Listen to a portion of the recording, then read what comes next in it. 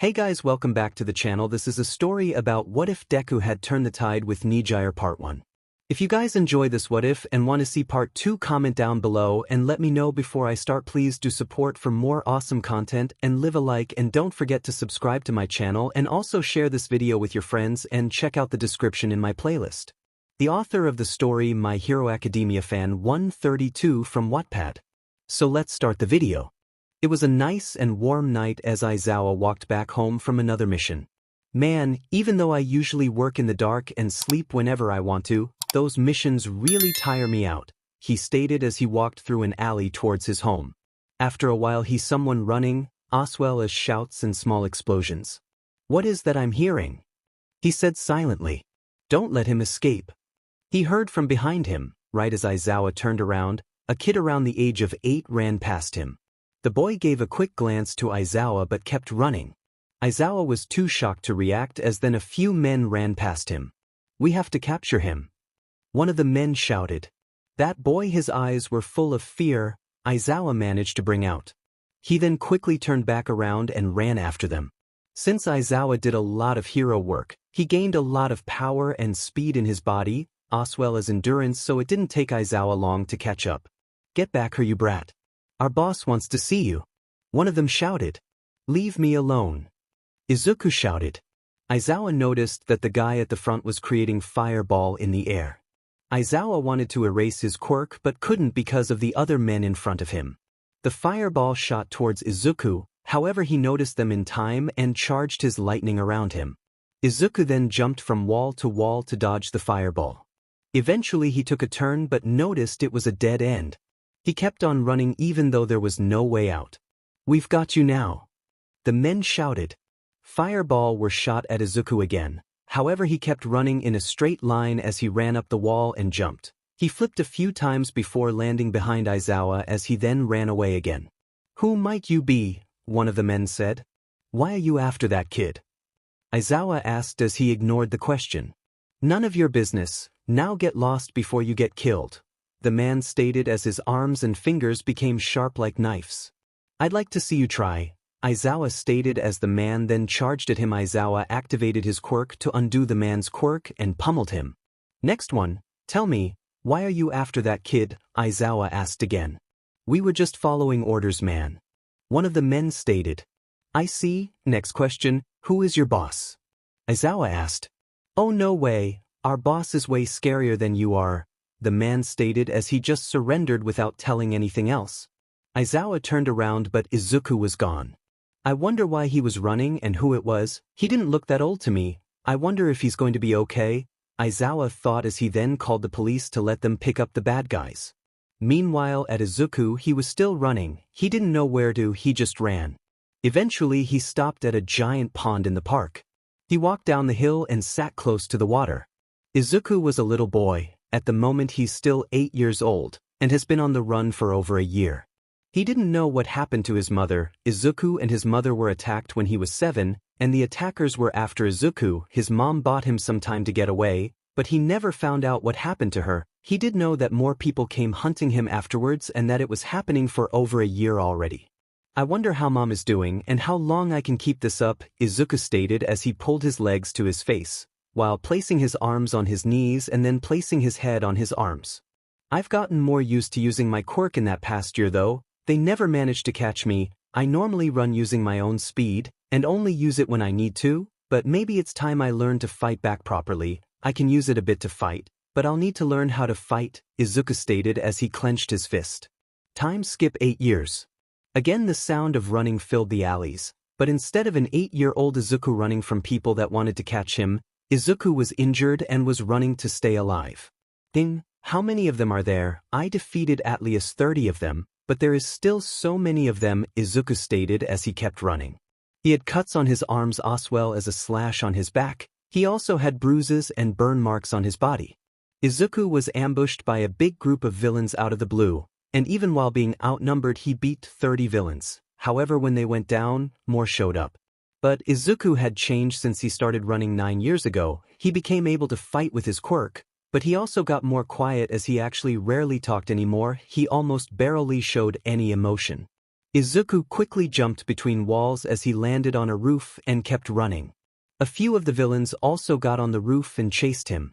One of those villains was a man named Muscular. "Come on, brat, stop running already," he shouted. Izuku looked behind him and saw Muscular running behind him with a few other villains. Izuku then used his quirk as he jumped from roof to roof as lightning swirled around him. "This kid is such a pain in the butt," Muscular stated, a bit frustrated. Meanwhile, Aizawa was in his classroom, Class 1A. "Welcome, class. I'll be your homeroom teacher from now on," Aizawa stated. "I still can't believe Izuku didn't get into UA. He was always so hell-bent on becoming a hero," 𝗵𝘃𝗲 stated. "Izuku? Who is that?" Aizawa asked. "He's a childhood friend of mine, however he went missing when he was 7, 𝗵𝘃𝗲 explained. 7? Can you tell me more about him?" Aizawa asked. "Sure, he has big green hair and freckles on his face, but I guess the best way to recognize him is his quirk," 𝗵𝘃𝗲 stated. "That all sounds familiar," Aizawa thought. "What's his quirk?" Aizawa asked. "He has a lightning quirk," 𝗵𝘃𝗲 stated as Aizawa was surprised. "Then it might be him I saw back then," Aizawa stated. "Wait, what?" 𝗵𝘃𝗲 shouted as he got up. 8 years ago, I went home from a mission. I heard some yells, running and explosions, and a kid that looked like the description you gave me passed me by. He got away with a lightning quirk," Aizawa explained. "That's definitely Izuku. Where is he now?"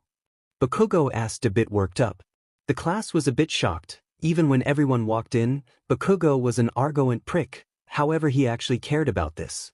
"I honestly don't know. That time was the only time I saw him. I don't know how he's doing or where Aizawa stated as suddenly something shot through the window into the class. Tables and chairs were pushed away, and some students were pushed away as well, but the window was broken, and there was a bit of a smoke screen covering whatever crashed into the wall. Suddenly someone ran out of the smoke. It was Izuku. Aizawa immediately recognized him, and so did 𝗵𝘃𝗲. "Izuku!" They both shouted. Izuku glanced at them but still ran away as Muscular jumped inside with his body covered in muscle veins.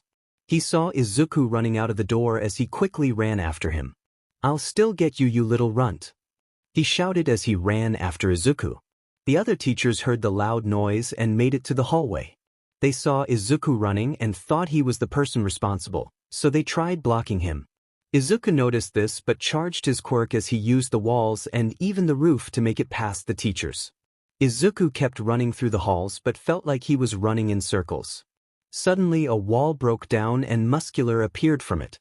"I'm tired of you running around all the time," he stated as he grabbed Izuku's head and slammed him through another wall. Muscular then kept running forward and crashed Izuku through another wall, however this time they got outside even if it was a few floors higher. Muscular threw Izuku to the ground, but Izuku managed to regain his balance and landed safely, however so did Muscular, but there was more bad news. All the villains that were after him had caught up and surrounded him. "Now there is nowhere left for you to run," Muscular stated. "Teeth," was all Izuku responded to Muscular as he charged himself in lightning. Class 1A was looking out of the window as Izuku was surrounded. They were shocked by what suddenly happened, but they were also worried. They didn't know Izuku, however a kid versus so many villains was never a good thing. 𝗵𝘃𝗲 wanted to jump outside and help him, however Aizawa stopped him. "Let me go. I have to help him," 𝗵𝘃𝗲 said. "You can't, there is too many for you to face, and the big guy is called Muscular. He killed a lot of pros before. We don't know about the others, their quirks, or how they fight. Let us teachers handle this," Aizawa stated as he ran through the door outside. 𝗵𝘃𝗲 kept watching while gritting his teeth. Izuku took a fighting stance as he glanced around him at all the villains, but none of them moved. Izuku looked at Muscular, who was just smiling like a maniac. "So you're gonna fight now? Well, at least it's better than running, but what do you think you can do, kid?" Muscular stated, however Izuku didn't respond. "The silent treatment, huh? I can live with that. Let's make our fists do the talking," Muscular stated as he charged forward at Izuku. Izuku jumped as he placed a hand on Muscular's head and pushed himself up in time to dodge fireball and icicle spears. "They're not even fighting fair," 𝗬𝗏𝗏𝗃 stated. "True, but look at how calm he is," Iida stated. "Yeah, it's like this is normal for him," 𝐻𝐸 stated. Izuku landed again and jumped back. Muscular charged at him again. However, Izuku backflipped to dodge the punch. He began flipping in the air when he suddenly spreaded his body and lightning shot from his body to all of the villains. The villains surrounding him tried dodging it, however were still hit by the lightning as the lightning just bended towards them. Muscular, however, didn't really notice that attack as he blocked it with the veins covering his body. It's not a bad attack, it might work on those weaklings, however it won't work on me, Muscular stated. It wasn't to take you out, but them. The real fight starts now, Izuku stated as he looked serious. Izuku then disappeared and appeared again just a few centimeters away from Muscular as punched Muscular between the lungs. This made Muscular cough, as he was then also struck by lightning. "You brat, you'll pay for that," Muscular shouted. Izuku jumped backwards, but Muscular followed him as he tried punching Izuku. However, right as the punch was about to hit Izuku, he jumped sideways to dodge. Muscular went after him again and tried again. However, every time Muscular tried attacking, Izuku jumped sideways or backwards to avoid the blow. "Stop mocking me," Muscular shouted as all the teachers made it outside. However, once they made it outside, they noticed the villains on the ground and Izuku dodging all of Muscular's moves. "I told you to stop mocking me," Muscular shouted in anger, throwing another punch. This time Izuku stood his ground and caught the fist. Muscular then threw another punch, however this one was also caught. Izuku held his fists tightly. "Let go of me, you little brat, I'll make sure to kill you," Muscular stated. "Keep talking big, it'll only make you look weak," Izuku stated as he tightened his grip on the fists as Muscular was then struck with a lightning strike again. Muscular kept being damaged by lightning as Izuku used it through his hands. Eventually he let go of Muscular as Muscular then wobbly took a few steps back. "You little sure," he stated before collapsing. Another plan in a failure, 𝐒𝐭𝐲 stated as he suddenly showed up. 𝐒𝐭𝐲 glanced at Izuku as Muscular and the other villains then were taken away. Izuku closed his eyes and fell on his butt. "Are you alright, kid?" He heard someone ask. Right as he looked, he saw Midnight sitting on her knees. He only nodded and looked away. "You've got some nasty injuries, let's get you fixed up," she stated as she approached him. Izuku noticed this and jumped up while taking a few steps back. "It's alright, we don't want to harm you, we just want to get you fixed up. You can do whatever you want after that," Aizawa stated. Izuku looked at him and recognized him. Izuku nodded and followed Aizawa to Recovery Girl, who kissed him with her quirk to heal him. "I've healed you with my quirk. However, it will drain some of your energy because my quirk speeds up the healing process and that takes a lot of energy," Recovery Girl explained. Izuku just nodded. Izuku then stood up. "Didn't you hear me? You should rest. You've lost a lot of energy with just healing those wounds," Recovery Girl stated, a bit worked up. "I've got energy enough. Thanks for treating my wounds," Izuku stated as he walked out of the room. "So where are you going now?" Aizawa asked. "I don't know," he said. "You can always stay here at 𝐻𝐻𝗄," Aizawa stated. Izuku thought for a little but then walked away. "We'll meet again, I'm sure of it." Izuku had walked away from 𝐻𝐻𝗄, but ever since that day he hadn't been attacked anymore. Izuku had been walking through the city peacefully for a few days now. Izuku had been to his former house very often, however he never saw his mother there. To be exact, nothing changed since the day he left. "I wonder if she got away? Or maybe she got taken away. Worst case scenario, she got killed," Izuku thought.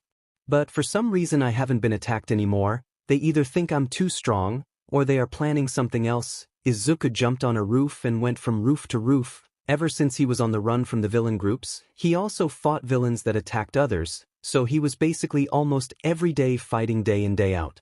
This, however, helped him gain a tremendous amount of stamina, and it helped with mastering his quirk, as well as powering it up.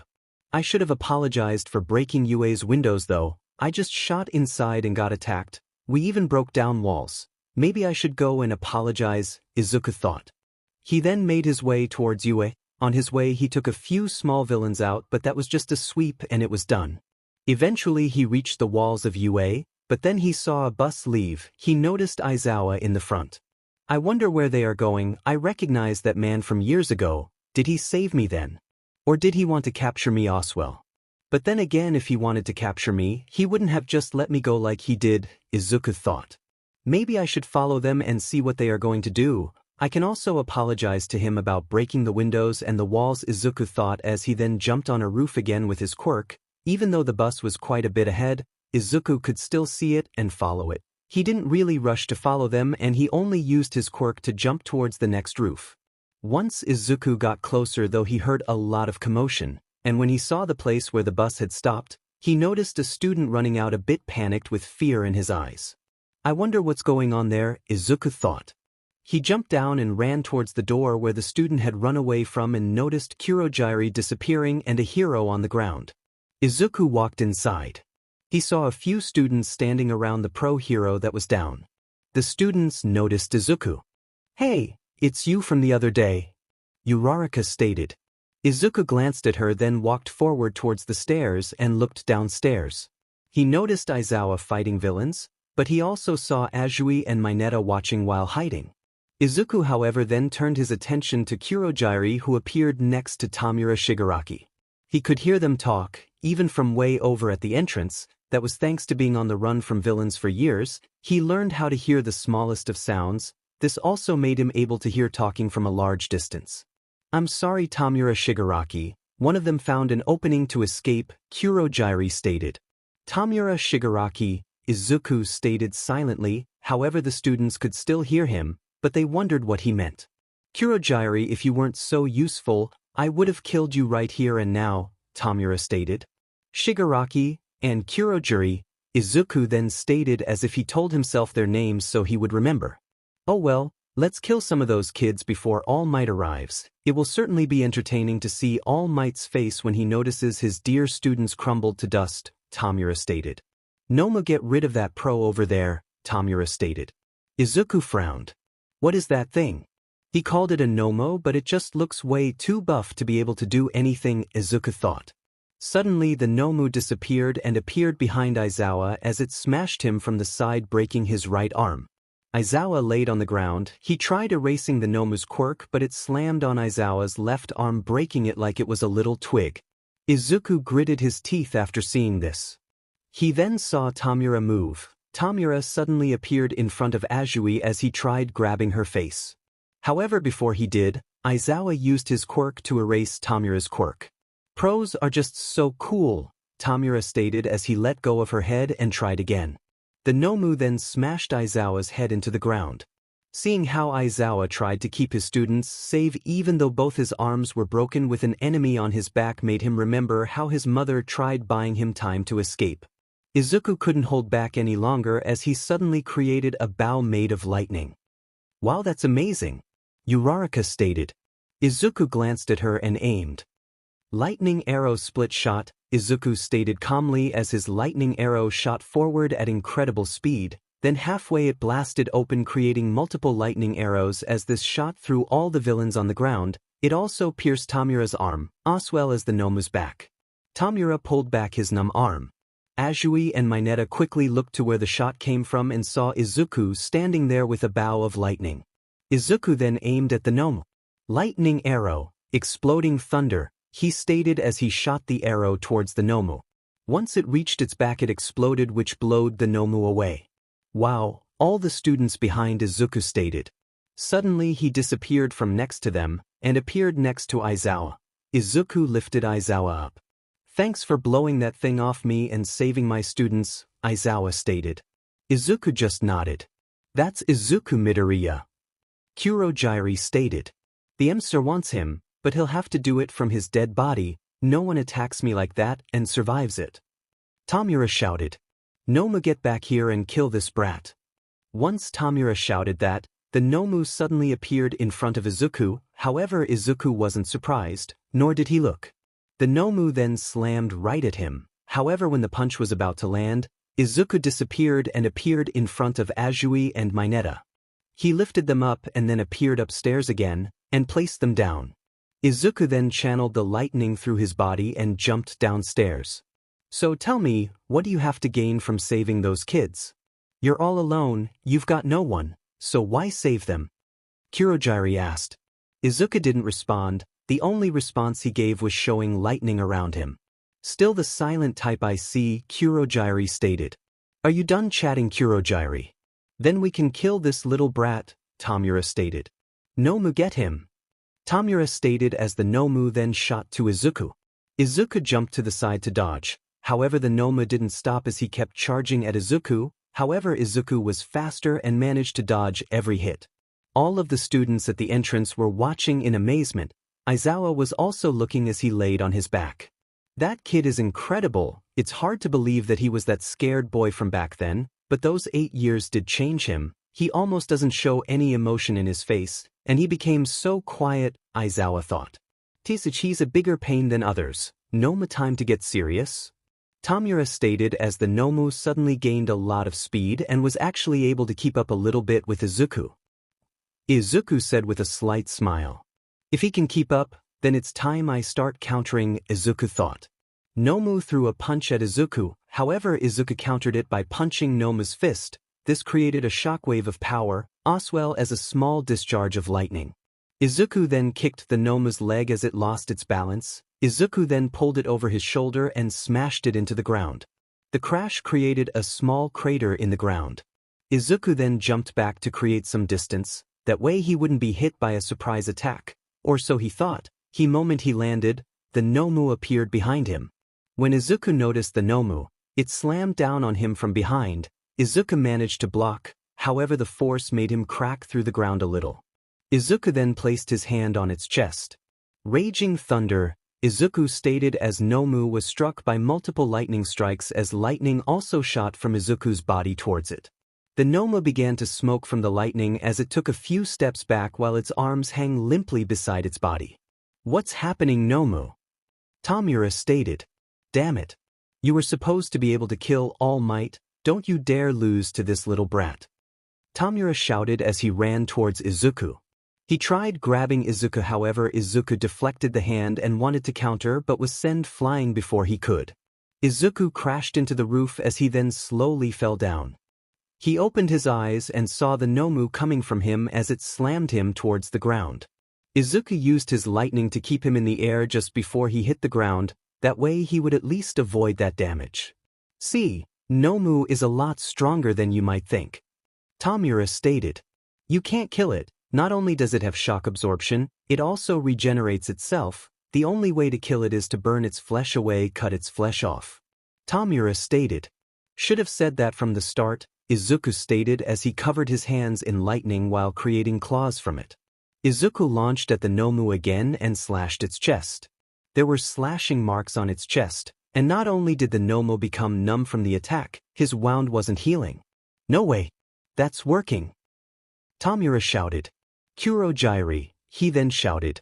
𝗬𝗪𝗠 then created multiple warp portals around Izuku. Nomu jumped into one with a lot of speed.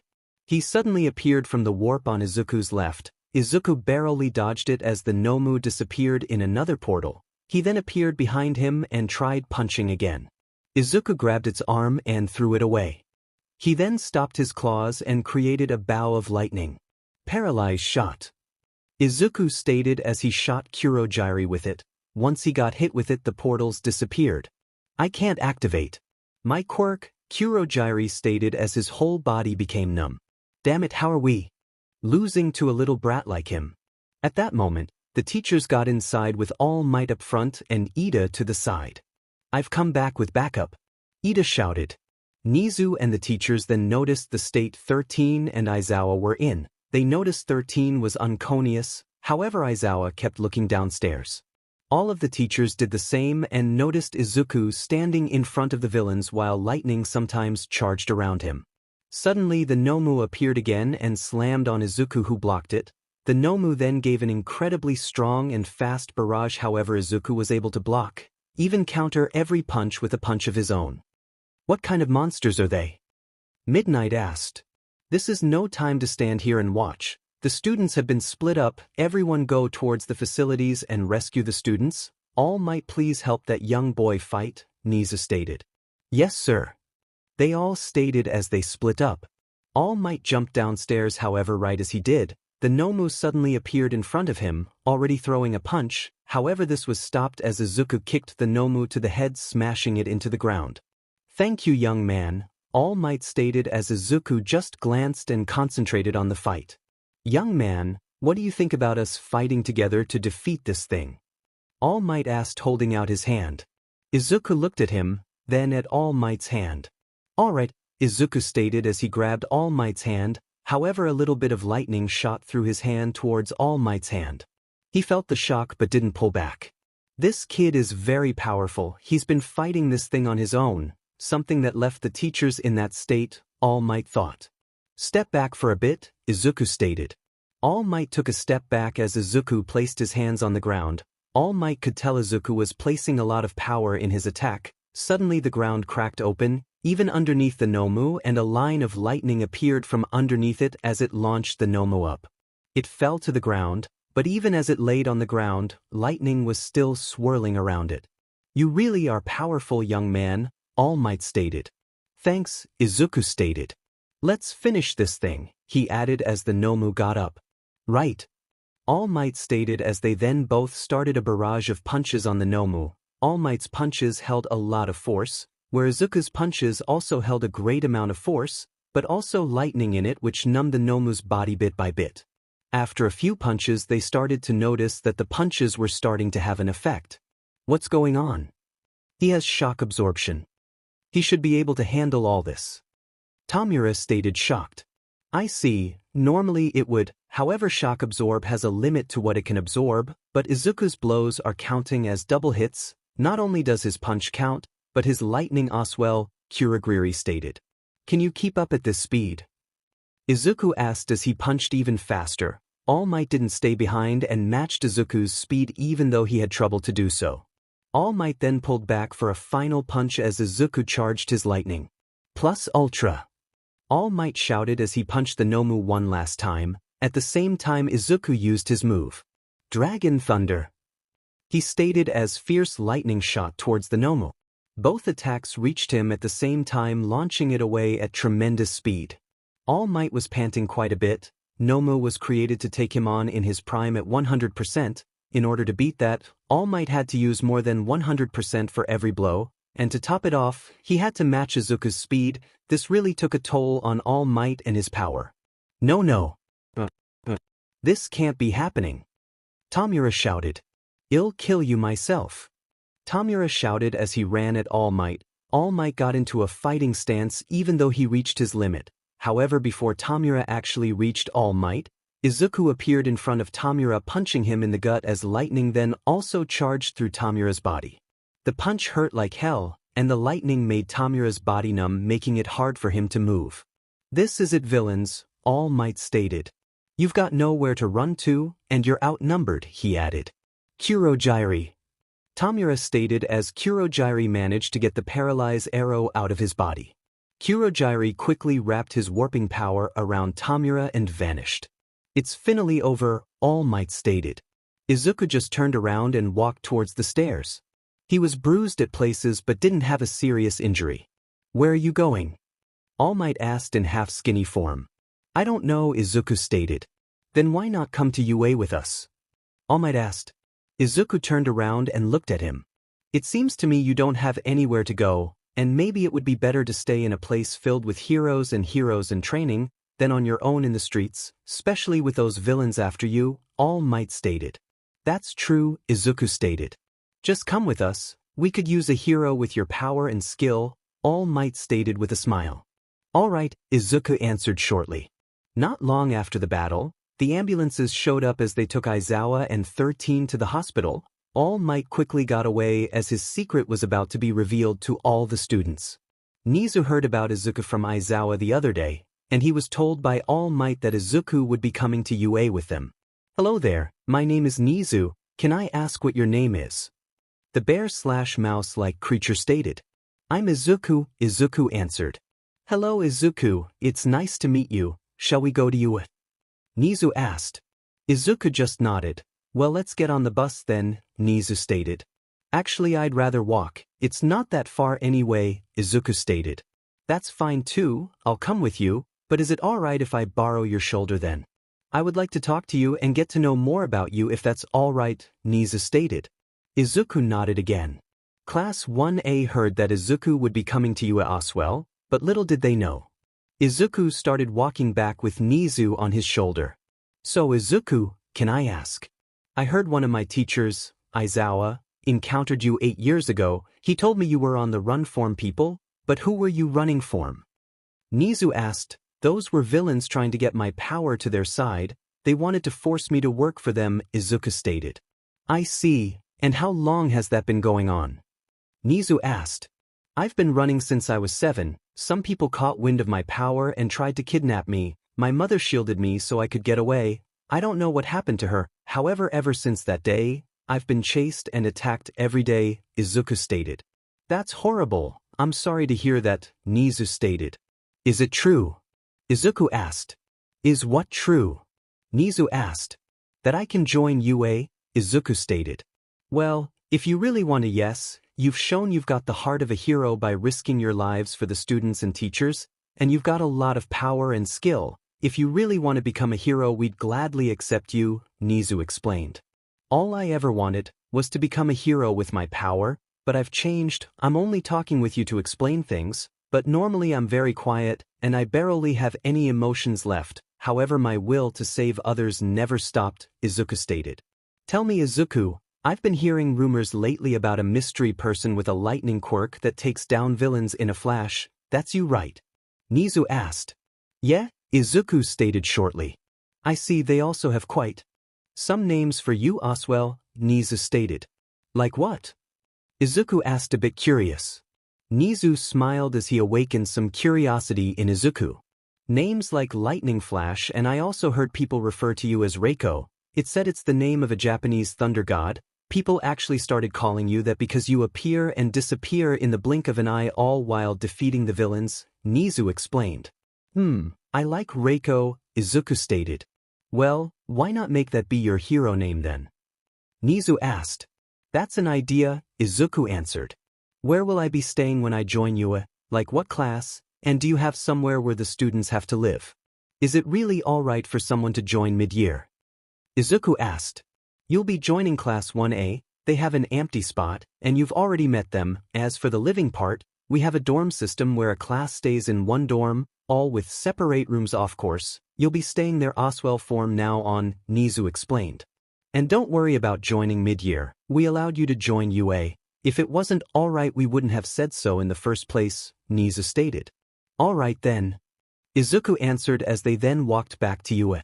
On their way to UA, Izuku noticed a burglar. Izuku created a bow of lightning as he aimed at the burglar. Nizu just sat on his shoulder watching closely. He was very interested to see what Izuku could do. Lightning chain shot, Izuku said as he shot the arrow towards the burglar. The moment it reached the burglar, the lightning arrow bursted open as then wrapped around the burglar like chains. The burglar was then captured by the police, and the stolen bag was brought back to the owner. Thank you very much. The person stated to Izuku as he just nodded. That was very impressive, Izuku, Nizu stated. Thank you, I can make a bow made of lightning and even have some moves for it. I can use my lightning in long-ranged and close combat, even without the bow, but it helps with things like this, Izuku stated. After that, Izuku continued walking to UA. Once they arrived, the teachers were waiting for Nizu and Izuku to arrive. Welcome back, sir, and welcome to UA, Izuku Midnight stated. Thanks, Izuku stated soft but silently. Izuku was then brought to his dorm. First he was shown to his room so he knew where he would be sleeping. After that the teachers and Nizu left and Izuku was left with Class 1A. Izuku didn't really know what to do there, so he just sat down in the couch. All the students were surprised to see him there. I'm apparently a new classmate of yours, Izuku stated. Awesome. Mina shouted. Welcome to the club. She shouted. What's your name? Uraraka asked. Izuku Midoriya, he answered. Afterwards everyone introduced themselves as well as their quirks. So Izuku, what was that lightning bow you used back there? Uraraka asked excited. Izuku then stood up and created the bow again. It's a bow made from my quirk. I also got some special moves with it, Izuku stated. I can fight both close and long-ranged with my quirk. Awesome. I also have an electric quirk, but I can't use it like you do, Kaminari stated. Really?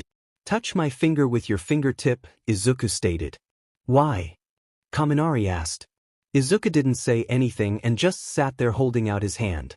Kaminari then placed his fingertip on Izuku's finger as there was a spark between them, however this discharged Kaminari's lightning which fried his brain. Yay yay, he said with a stupid face as Jiraiya then laughed. Everyone else started laughing as well except for Izuku who looked with a blank face. Some of the students got a bit worried by that. Izuku, they heard coming from the stairs. Everyone including Izuku looked towards the stairs as 𝗵𝘃𝗀𝗀 stood there. Hi 𝗵𝘃𝗀𝗀, Izuku said, so it really is you. Where have you been? You've been away for 9 years. 𝗵𝘃𝗀𝗀 almost yelled. Izuku's face turned from blank to a bit sad. Everywhere, he answered. After you disappeared, 𝐒𝐭𝐚𝐲 disappeared as well, no one has seen her since, do you know where she is? 𝗵𝘃𝗀𝗀 asked. No, Izuku answered. Wait, what's going on? You guys know each other? Kirishima asked. Yeah, Izuku stated shortly.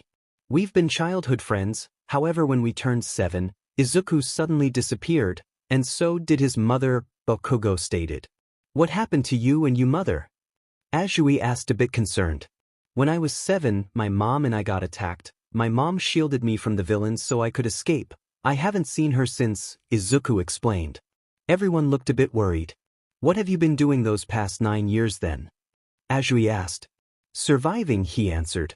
Ever since that day, I've been running and fighting every day as villains chased me, just like the day I first got to you, Izuku explained. So the attack from back then wasn't the first? Momo asked. It's been like that every day for 9 years straight, Izuku stated as they all had wide eyes. Well, I guess that's why you're not tired after fighting so intense, Ojiro stated. You gain a lot of stamina by running and fighting every day, Izuku answered. So now you joined UA? 𝗵𝘃𝗀𝗀 asked. Yep, Izuku stated. You don't talk that much, do you? Terest. I talk now to answer questions. I barely talked at all the past years. I don't even know what smiling and fun are anymore, but I've gotten very quiet, apart from answering questions, Izuku stated. I'm just glad you're alive and in UA now, 𝗵𝘃𝗀𝗀 stated. Who would have thought that 𝗵𝘃𝗀𝗀 can actually be nice if he tried, Azui stated, making everyone laugh except Izuku and 𝗵𝘃𝗀𝗀. What did you say, you DMN frog? 𝗵𝘃𝗀𝗀𝗀 yelled. Well, we have some time to get to know each other. Because of the villain attack, we've been given 𝗬𝗵𝗲 free time from school till Monday. Momo explained the days passed pretty quickly. Everyone stayed at the dorm, just talking and getting to know each other. Izuku didn't really speak to anyone, he only listened and answered questions. Monday finally arrived and it was Izuku's first day at school. He was a bit nervous since he really didn't know what to expect, however that tension was broken once Aizawa walked in like a mummy covered in bandages. Good morning class, glad to see you're all doing well, Izuku good to see you again too, and thanks again for saving us, Aizawa stated. No problem, I'm sorry for wrecking the windows and walls the other day. Izuku stated. That's been handled, don't worry about it. You might not know me yet, I'm Aizawa, hero name 𝗓𝗡𝗓𝗓, I'm your homeroom teacher, Aizawa stated. After that classes started, at first Izuku had trouble keeping up since he was at least a week behind, however he caught up pretty fast and easily, even without studying for 9 years. Then it was time for lunch break. Everyone went to the cafeteria to grab some food. Everyone had their groups who they were sitting with. Izuku just grabbed some food and sat alone. So, and what do we have here? Someone suddenly said from besides Izuku. I've heard they accepted someone mid-school year. I heard he protected a group of students from a villain attack, but I doubt it's true, you look like a wimp. The boy next to him said.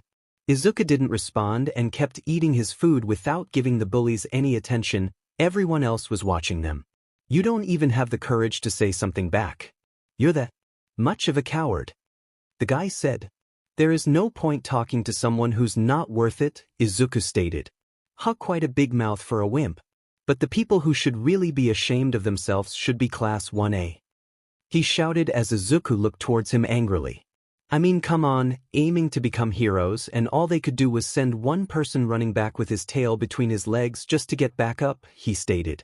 Ida clenched his fist while gritting his teeth trying to hold himself in. I bet if you faced what we did, you'd be pissing your pants even now, 𝐎𝐩𝐢𝐫 stated. So the pathetic losers think they can make a fool of me? The boy asked as he suddenly got the legs of a leopard and a 𝗏𝗏 in front of 𝐎𝐩𝐢𝐫. However, when he got there, Izuku already stood next to him. Try it, I'll show you fear, Izuku stated. Everyone was shocked by the sudden change in Izuku. For everyone's information, Class 1A wasn't pathetic or a coward. Sure, they were scared, but everyone is scared by what they faced. It was their first week, and they saw their teachers getting hurt and being beaten. Some of them were scattered around, but they were fighting. However, we faced a creature that could kill All Might. There is nothing wrong with fearing something that's created to be able to kill the number one hero, Izuku stated. I heard you fought that thing on your own until the teachers arrived, someone said from behind the bullies. Izuku looked and saw a blonde guy with a cartoonish face and a 𝗏𝗏𝗏𝗏𝗏 standing behind the bully. That's true, Izuku answered. Haha, and I have to believe that this puny weakling is as strong as All Might. Don't make me laugh. The bully stated. Believe it or not, but this boy is on the same level as All Might. He might even be able to beat All Might with that quirk and his skill, Izawa stated as he walked in. So you even made the teachers believe such a thing? The bully stated. Izuku just ignored it.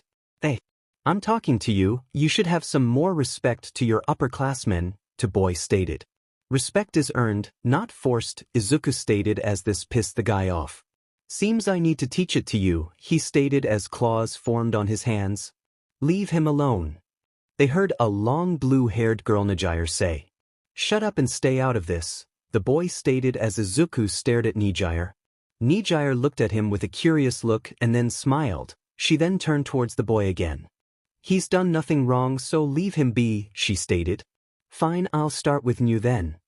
The boy stated as he suddenly charged at Nejire. However, once he arrived there, she was gone. The bully looked behind him and saw Izuku holding Nejire at the spot he was standing at before. How did he?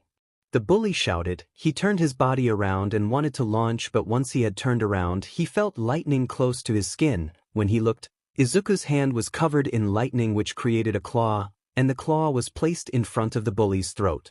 Do you still not believe what people said? Or do you need to feel my power for yourself?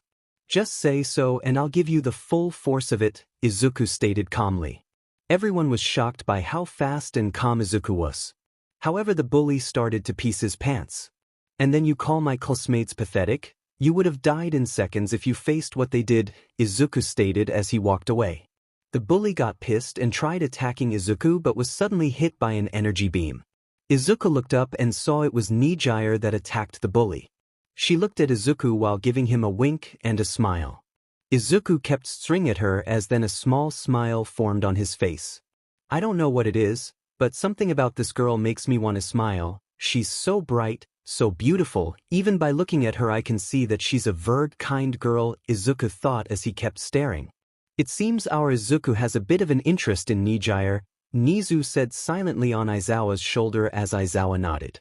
Well, he smiled a little. So it's a start to him opening up, but he is definitely interested in her, Izawa stated. The bell rang and everyone went back to their classes. However, Izuku couldn't help it and was still staring at Nejire. Hey, sorry for the trouble he caused, she suddenly said as she walked towards him. It's alright, thanks for having my back, Izuku stated. It felt nice someone actually having my back for once, he added. She looked at him curious. Say, do you want to hang out after school? We could talk some more, you seem really interesting and I'd love to know more about you, Nejire stated. Sure, you'll have to pick me up somewhere though because I don't really know the way here, Izuku explained. I'll pick you up in front of the school after school. She stated. Alright, see you then, Izuku stated. Oh, by the way, what's your name? He asked. Nejire Hato, and yours? She asked. Izuku Midoriya, he answered. Alright, see you later, Izuku. She said with another smile and wink as she danced a little in Alice then ran off. She stopped for a little bit, looked back at him and gave him one last bright smile before she was gone. School was over. Izuku was standing in front of the school waiting for Nejire. Everyone was looking at him curiously as they saw that he was actually waiting for someone. After a while more students walked out, as the guy from lunch break also walked out. When he saw Izuku, he looked a bit scared and quickly walked back to the dorm. Hey Izuku, hope you haven't been waiting long, Snipe had to explain something before we were allowed to go, Nejire stated as she walked out. Hey Nejire, no I haven't, good to see you, Izuku stated. Wait, did I really say that? Why would I do that? I don't even know her, he then thought. Well, I'm glad to see you two again, she stated with a smile. Hey, Izuku was it? 𝗵𝗃𝗀 stated as he also walked towards them. Yeah, what's your name? Izuku asked. My name is 𝗵𝗃𝗀, I'm sorry for not introducing earlier, and I'm sorry for my classmate his behavior, 𝗵𝗃𝗀 stated. It's alright, Izuku answered. Oh yeah, this here is Tamaki, he's a bit shy and doesn't talk much, 𝗵𝗃𝗀 stated as Tamaki nodded. Is it alright if we join you guys for a little bit? I'm quite curious about you Izuku, don't worry we won't stay that long, we just wanted to know a bit more about you, 𝗵𝗃𝗀 explained. I'm fine with it, but it depends on what Nejire wants, Izuku stated. Well, I don't mind but I really wanted to talk to you one-on-one, she stated a bit sad. Don't worry, we won't stay that long, I just wanted to ask a few things, 𝗵𝗃𝗀 stated as Nejire then got a smile again. So, where do you want to go and talk? Nejire then asked. Somewhere nice and quiet, so I can relax a bit Oswell, Izuku stated. It sounds like the Park of UA is a good spot then, you can enjoy the weather there, people do come there but only walk by, and you can choose to either sit on a picnic table or just lay down in the grass, 𝗵𝗃𝗀 explained. Sounds great, Izuku answered. They then walked towards UA's park. Once there Izuku immediately walked towards a big open spot with grass and just let him fall backwards as he enjoyed the cool breeze, as well as the sweet weather and sun, but mostly the silence, no students or teachers constantly talking about boring stuff, and the best thing of all, he didn't have to watch his shoulder the whole time or focus on anything he heard, he could finally relax. This is great, Izuku stated. Seems like it's your first time for this. 𝗵𝗃𝗀 asked. Actually, I've laid like this a lot when I was a kid, but yeah, it's been a long time, Izuku stated. So, what did you want to ask 𝗵𝗃𝗀? Izuku asked. Actually, I was wondering what your quirk was, and how you got in UA while the year had already started, 𝗵𝗃𝗀 explained. Don't get me wrong, I don't have anything against you, but it made me curious, you didn't take the entrance exam, and you didn't get in by recommendations. From what I heard, Aizawa and Nizu asked you themselves, 𝗵𝗃𝗀 explained. Well, I guess it does raise some questions, at least you ask about it instead like that other guy, Izuku stated. Izuku held up his hand and activated his quirk as he then made lightning appear around his hand. Ah, you've got a lightning quirk. That's so cool. 𝗵𝗃𝗀 stated. But isn't that something completely different from what you did in the cafeteria? 𝗵𝗃𝗀 asked. You mean this? Izuku asked as the lightning covered his hand and created a lightning claw. Oh so, that claw is actually your hand covered in lightning, that's so cool. 𝗵𝗃𝗀 explained. I can show you some more about my quirk if you want, Izuku stated. Sure, I'd love to see it, 𝗵𝗃𝗀 stated. I want to see too. It looks really interesting. Nejire explained. Izuku then got up and held out his hand as he suddenly created a bow of lightning. Lightning arrow split shot, he said as he shot an arrow of lightning as it suddenly bursted and created more arrows as they all shot in the middle of the trees. Wow, that's an amazing move, as well as incredible accuracy, that needs a lot of control. 𝗵𝗃𝗀 stated.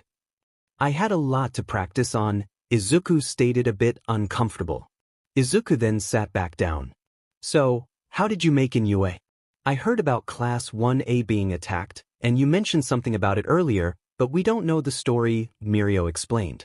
I met Aizawa before I was attacked by villains, and got launched into his classroom. I fought some villains and won. Aizawa then asked me if I wanted to join UA. I declined at the time, however the day of the attack I wanted to apologize for breaking the windows and walls, and noticed them going somewhere. I got curious and followed them, Izuku explained as he then laid on his back with his hands behind his head. Once I got closer, I saw one of the students run away from the building at high speed. He quickly got in and saw a teacher wounded on the floor, and Aizawa was being badly beaten. I recognized one of the villains as he was there on the previous attack on me. However, their leader was about to kill a student. I couldn't sit back any longer and join the fight. I also fought a creature that was able to kill all might at 100%.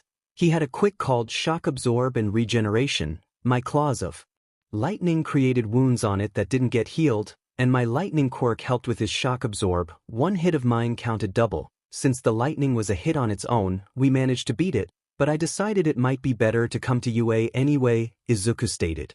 So, why did you decline then, but accepted now? Mirio then asked. Back then, I thought that if I stayed, they would be attacked. However, even when I didn't stay, they still got attacked. So I decided to come since it would be safer with so many heroes around, but also to try and protect them, Izuku stated as he closed his eyes. Well, I gotta say, that's a nice reason to come here, but you also aim to become a hero, don't you? Mirio asked. Yeah, I don't want anyone to feel afraid or lose a loved one. I want to protect as many people as I can, Izuku stated. Mirio and Tamaki then got up. Well, thanks for your time and to answer my questions. Sadly we have to go now, but we'll see you later, Mirio stated. It was nice talking to you, Izuku. Till next time, he stated. Same here, he said as Mirio and Tamaki walked off. Well, you got me to yourself now, just like you wanted, Izuku joked, which made Nejire blush a little. Never mind. She stated flustered. Why did you want to be alone with me anyway? Izuku asked. Well, because you were interesting, but also because I had to think quite a bit about you ever since lunch break, so even though I asked you to hang out, I just wanted to be alone with you for a bit, she explained. Well, guess we were the same then. I had to think about you as well, Izuku stated. Really? Why did you have to think about me though? She stated with her cute, curious face. Your smile, he stated. What about my smile? Was something wrong with it? Did it look weird? She asked a bit flustered. It was bright, Izuku stated. What do you mean? She asked. I've only seen darkness for years, but your smile was really bright, Izuku stated, which made her blush. Also, you sounded very kind, and it gave me a nice feeling, and I guess you already know, but you're also very pretty, Izuku stated. Well, you are quite handsome yourself, you know, she stated, blushing. Izuku kept looking with a blank expression. Can I ask you a serious and maybe personal question? She asked. Sure, go ahead, Izuku stated. I noticed you don't really talk that much, and I haven't seen you smile once or show any emotion. What have you been doing before you got into UA? And Mirio might not have thought about it, but I wanted to ask, why were you attacked by villains? She asked, serious, concerned but also curious. I can answer your first question, however that will take some explaining. As for why they attacked me, I don't know, I guess because of my power, but I never understood why they kept targeting me like that, Izuku stated. That sounds like it wasn't the first time they attacked you, Nejire stated. Honestly, I've lost count of the times they attacked me, Izuku stated as this gave Nejire a frown. You wanted to know what I've been doing before you were right. The short answer is, I've been surviving, Izuku stated. But I bet you still want to hear the story behind all of it, don't you? Izuku asked. Yeah, but you don't have to tell me if you don't want to, Nejire stated. It's alright, you don't feel like a bad person, I'll tell you, Izuku stated. That villain attack wasn't the first, but it also wasn't the first time I met Aizawa. In fact, I met Aizawa around 8 years ago. I was on the run from some villains, he defeated them, however I kept running, we only saw each other a little bit, Izuku explained. So you were attacked then too? Nejire asked. When I was 7, my mom and I were attacked because of my quirk. Villains wanted this power on their side. My mom shielded me so I got away. Ever since then, being attacked by villains was a daily thing, Izuku explained. Wait, so Nejire started. Yep, I've been fighting villains daily for 9 years total now, Izuku stated. That's insane, but didn't you have somewhere to go? Or someone to go to? Nejire asked. Nope, I was all on my own, he answered. That's also the reason I almost never show emotion, and also why I almost never talk out of my own, Izuku explained. And how did all that make you feel? Nejire asked. Izuku was a bit surprised as he never thought she would ask him that question. What do you mean? He asked. I mean, you've been alone for so long, didn't it feel lonely? Weren't you scared? She asked, a bit concerned. I actually never really thought about it. I had been alone for years, but I really did feel lonely, and I was really scared, but if I showed it, or accept that feeling, then it would be over. My fear would keep me from acting, and I might have gotten killed because of it, Izuku stated. So, instead of losing your emotions, you started to keep it all bottled inside. that way you wouldn't show weakness and could survive that long, Nejire stated. Izuku then felt a bit uneasy from inside. What is she doing, Izuku? The place I lived in was very dark and cold, that's why I enjoyed the sun and the weather just now, and that's also why your smile is so bright, Izuku said as he sat up. Nejire then grabbed him softly and placed his head on her chest and hugged him. You're not alone anymore, and you're not in that dark cold place anymore, you're at UA now, with classmates, friends. I promise everything will now change for the better, Nejire stated. Izuku suddenly felt warm, but also tears welling up. Those feelings, they are overwhelming. Just what did she do to me? Izuku thought as tears streamed down his face. Nejire noticed this. That's good, you finally broke down the wall you built to keep yourself, from being human, Nejire stated.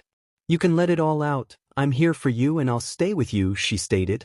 I guess these feelings are everything I held in for years, they are overwhelming. I felt so afraid, and alone and sad.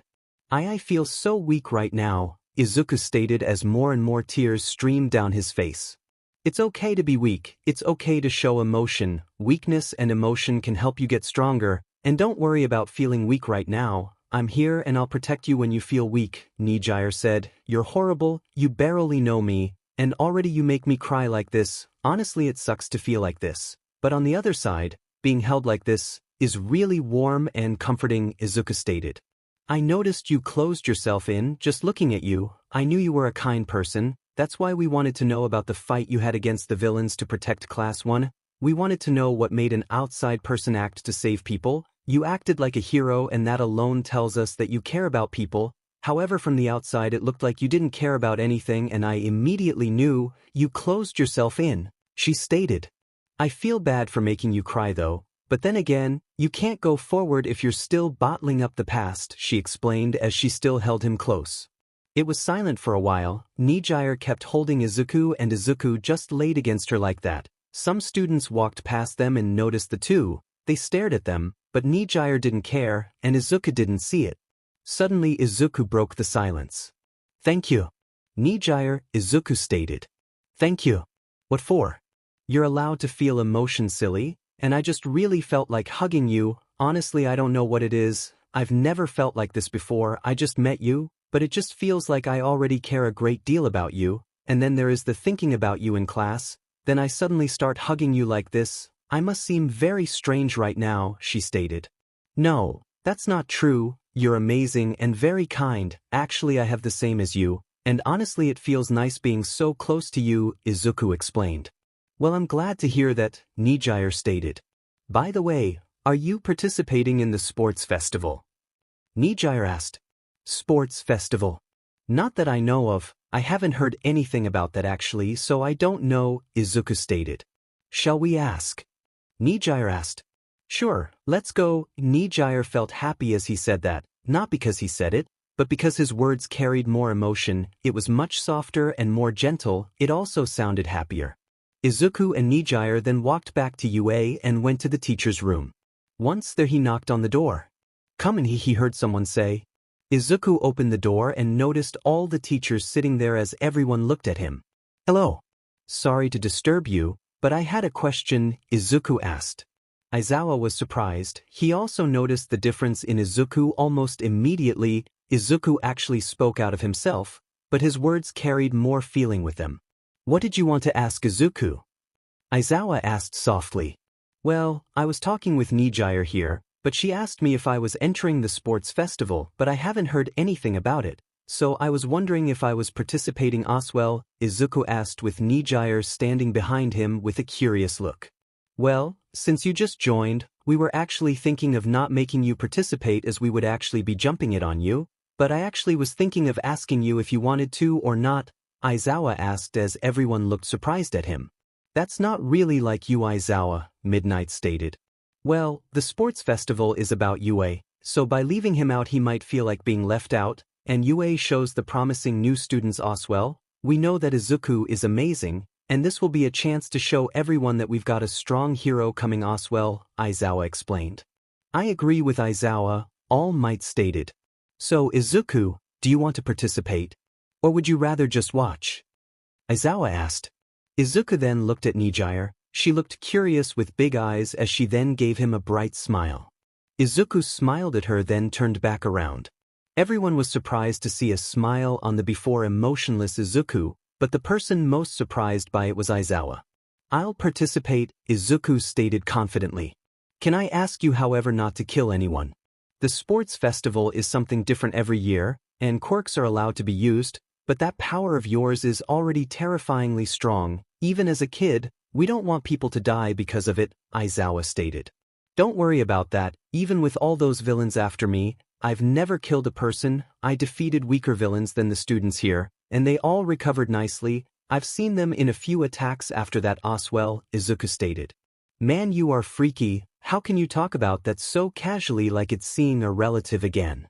Mike stated a bit uncomfortable. "After 9 years you get used to it. You start remembering familiar faces," Izuku explained. "Also Aizawa, I think I've never properly thanked you," Izuku stated. "Thank me? What for?" Aizawa asked. 8 years ago, you took care of the villains that were after me," Izuku stated. "Thank you for saving me that day," Izuku stated as he bowed down. "Don't worry about it, kid. I'm just glad you're still alive and safe," Aizawa stated as everyone smiled softly. "So when is this sports festival?" Izuku asked. "Actually," Midnight stated a bit uncomfortable. "It's tomorrow," Nejire stated. "Ah, well that explains why you wanted to keep me out. Mostly people would be freaked out to hear about joining something big the day after," Izuku stated. Aizawa nodded. "Also, the hero suit you asked for, it's ready for use. Sadly you can't use it at the sports festival, but once the time comes, you can use it. I just wanted to tell you that," Aizawa stated. "Awesome, thank you, sir," Izuku stated. Izuku's suit will be like the picture above. Without the hood and the weapons, his shoulders and upper arms will be open, so no clothing on those parts, and also none of those buttons and those things around his shoulder close to his neck. Sorry, I can't find the word for it. It's basically those iron thingies next to the neck that will be missing as well. Izuku and Nejire then walked off and stayed together for a bit long to talk some more. Eventually it was getting dark and they had to go back to their dorms. "Good luck tomorrow, Izuku. I'll be rooting for you," Nejire stated. "Thanks, Nejire," Izuku stated as she then hugged him. Izuku was a bit hesitant but hugged her back. Eventually she wanted to walk off, however Izuku grabbed her hand as she was being pulled a bit back. When she turned around he suddenly kissed her cheek. "That's for what you did for me today. Oswell is giving me such a good feeling," Izuku stated as he gave her a soft smile. Nejire just stared with wide eyes, a blushing face and not being able to bring anything out. "No problem," she managed to say before walking off. "Was that too much?" Izuku asked silently to himself. Suddenly she ran back and kissed him on the cheek. "Oswell. Sorry, it wasn't too much, I just didn't expect it. Actually it might be strange, but I actually really like you already," Nejire stated before she ran off again back to her dorm. Izuku went inside his own dorm as he then grabbed some food, took a shower and went to bed early. He was tired after everything that happened today, and had to get up early for the sports festival. Everyone had woken up early so they wouldn't be late for the sports festival. They all eat breakfast and then left for the sports festival arena. Once there they noticed a lot of people already walking in, as well as a lot of pro heroes standing around as guards. "So you guys are finally here," Aizawa stated a bit bored. "Today is the perfect day for you guys. The whole country will be able to see what you can do. So if you do well here, it might help you get work in the future," Aizawa stated. "Now let's go inside." Everyone followed Aizawa inside towards the field. All of the first-year classes gathered there as Midnight was announcing that this year's sports festival was finally about to start. She then told everyone that there will be only 2 events. First of there will be a race. As for the next round there will be a battle. The battle will be fought tournament-style 1-on-1. You win when the opponent is either unable to fight, unconscious or out of the ring. "Alright, all students get ready," Midnight shouted as all the students walked towards a door. Izuku stood at the back and was looking around the stadium. He knew it was being broadcasted but wondered if Nejire was in the stands watching him. However, he didn't see her. Meanwhile at UA, all the classes sat in their classrooms with a big screen that showed UA's sports festival. Nejire noticed Izuku looking around. "Concentrate on the festival, dummy," she thought. Alright ladies and gentlemen, let the first round of the sports festival begin, she shouted as the door opened. Once the door opened, everyone wanted to storm outside. However, Izuku then noticed ice coming towards him as it freezed everyone's legs. Guess this is what they meant when they said you're allowed to use quirks. Well, if that's the case, Izuku stated as he covered himself in lightning. He jumped up before the ice reached him and shot through the air with his lightning. He then used the students' shoulders to get past them. Once he passed them all, he started running, his lightning making him even faster. It didn't take Izuku long to catch up to the people who made it past the ice. First he saw Mayonetta and Momo, however Mayonetta was suddenly slammed away by a giant robot. Momo managed to avoid the robot and continued.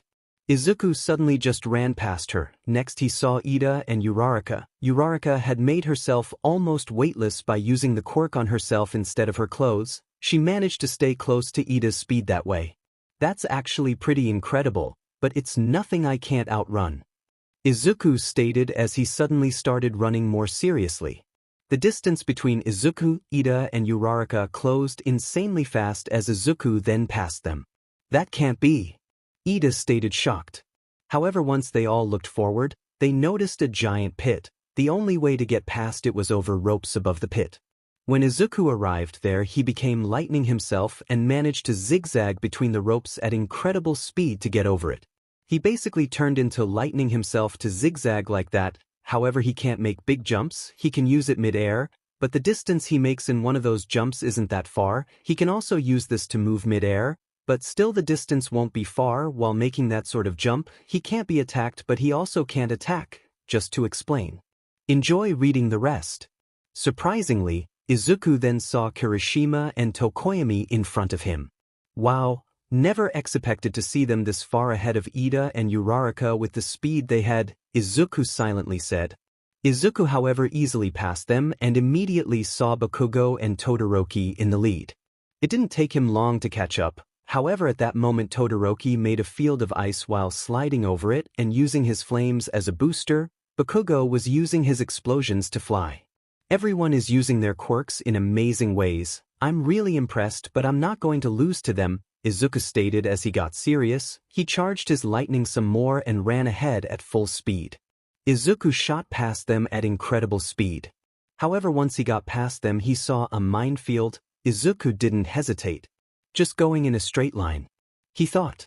Izuku actually ran in a straight line. He set off some explosions from the mines. However, Izuku was moving too fast for the explosions to hurt him. However, suddenly, Bakugo and Todoroki managed to stay close by. Bakugo was using full force explosions to make him as fast as possible, and Todoroki was using intense flames to boost himself. This pushed them close to Izuku's speed, but Izuku made it still inside first. And our number 1 is Izuku Midoriya. Midnight shouted. At number 2 we have Todoroki, who beat the number 3 Katsuki Bakugo by a hair. Midnight shouted. After a little bit, the other students made it inside. The remaining 5 people were Tokoyami, Kirishima, Iida, Uraraka and Momo. Good job, Izuku. You were really impressive. And the way you used that lightning to zigzag over the ropes. I want to see him again and talk to him more. Nejire stated happily and excited while looking. Well, someone is excited about someone. Guess you felt a spark yesterday, huh? Mirio stated. This made Nejire blush, but made Tamaki laugh. However, Nejire didn't deny it. Seeing as you aren't denying it, it must be true, huh? Mirio said with a smooth grin. I really did start to like him. Oh, we even kissed each other on the cheek, she stated, blushing madly while suddenly remembering about it. Well, it's a good thing, right? I haven't seen him long, but what I saw from him, he's a good guy, and if you would do a thing like that, that means he really means a lot to you, Mirio stated. Yeah, but I've only just met him. Nejire then stated. So, what does that have to do with it? Sometimes you just meet the right person and just know it's that person, and it seems you are the right person for him as well. He looks a lot happier after yesterday, and his emotionless expression is gone, so you really opened him up, Mirio stated. But what if he doesn't like me? She asked, a bit insecure. There is no way he wouldn't, Tamaki suddenly stated. How do you know that for sure? She asked. Well, if he didn't, he wouldn't have kissed you on the cheek like you just said you guys did, which means he also likes you, And I'm thinking that at the start when he was looking around, he was searching for you in the audience, Tamaki explained. You sure? She asked. Wow, Nejire, I've never seen you this insecure about something or someone. You must really like him. Does he know about it? Mirio asked. Well, yesterday he kissed me on the cheek and ignored it at first and ran off. However, I quickly came back, kissed him on the cheeks, told him I liked him and ran off, Nejire stated. Man, I was so stupid, but I was afraid he wouldn't feel the same. Nejire stated as she placed his head on her desk. Well, you still got plenty of time. Mirio stated. Midnight then announced that the next event would start. The first matchups will be Izuku vs 𝗃𝐭𝐴𝐵 Todoroki vs 𝗳𝗏𝗅 Uraraka vs Momo Bakugo vs Kirishima. Izuku and 𝗃𝐭𝐴𝐵, please come to the field, Midnight stated. Both of them walked towards the field together as they smiled excitedly. Good luck, 𝗃𝐭𝐴𝐵, Izuku stated. Same to you, he answered. They both stood on the field opposing from each other. Let the battle begin, Midnight stated excited. Dark Shadow, 𝗃𝐭𝐴𝐵 said as Dark Shadow appeared and started to attack Izuku. Izuku charged his lightning around himself, which pushed Dark Shadow away. That lightning is strong, Dark Shadow stated. I know, if we want to beat him we'll have to be smart, 𝗃𝐭𝐴𝐵 stated. 𝗃𝐭𝐴𝐵 then sended Dark Shadow towards Izuku again. However, once Dark Shadow arrived, Izuku was gone. Your quirk is strong but has a big weakness which makes it easy to take you down, Izuku stated from behind 𝗃𝐭𝐴𝐵, who was shocked. Even though your quirk is strong and is good for long-ranged, in close combat you're defenseless, Izuku stated as he held out his hand as he then shot lightning from his hand to shock 𝗃𝐭𝐴𝐵. 𝗃𝐭𝐴𝐵 fell to his knees. Dark Shadow quickly returned to him. Let's go, partner. Dark Shadow stated.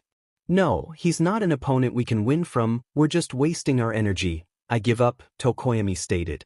The winner is Izuku. Midnight stated. Smart move, don't get me wrong, Dark Shadow is strong, but by encountering someone who's good at close-ranged, you lose. Dark Shadow is good at long-ranged, but maybe you can find a way to use it for both close and long-ranged at once, Izuku stated. Thanks, I'll definitely think of a way to do so, 𝗃𝐭𝐴𝐵 stated. What lovely rivalry, first they fight, now Izuku is encouraging 𝗃𝐭𝐴𝐵 to get stronger. Midnight stated as everyone cheered.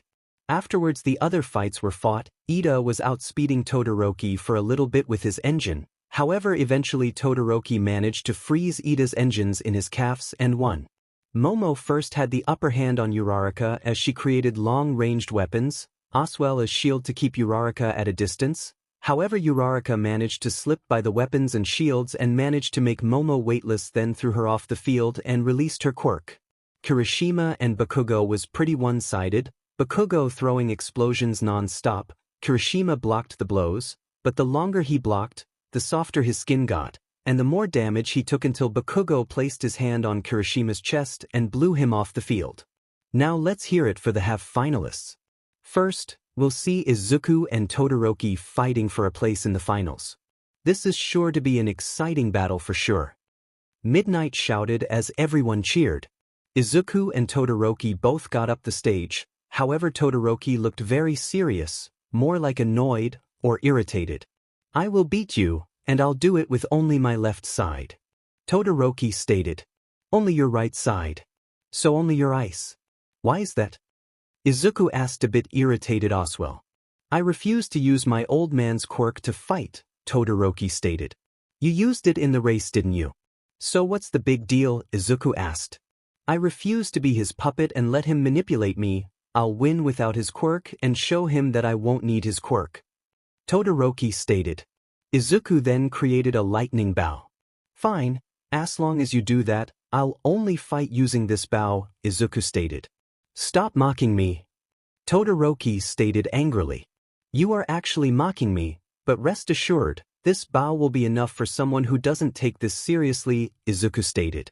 Already, ladies and gentlemen, let the first half finale match begin. Midnight shouted as Todoroki immediately shot an glacier at Izuku. Lightning arrow explosive shot, Izuku stated as he shot the arrow. The arrow exploded right as it crashed into the ice as it actually destroyed the entire glacier. Would you look at that? Izuku destroyed that entire glacier with just an lightning arrow. Incredible! Midnight shouted. Todoroki then created ice under his feet as he used it to glide around the stage. Izuku kept standing where he was as he only used his 𝗏𝗏. He didn't even reinforce his body with lightning. Todoroki then glided around Izuku with incredible speed. This is getting boring really 𝗏𝗧𝗏, Izuku stated as he aimed his 𝗏𝗏 to the sky.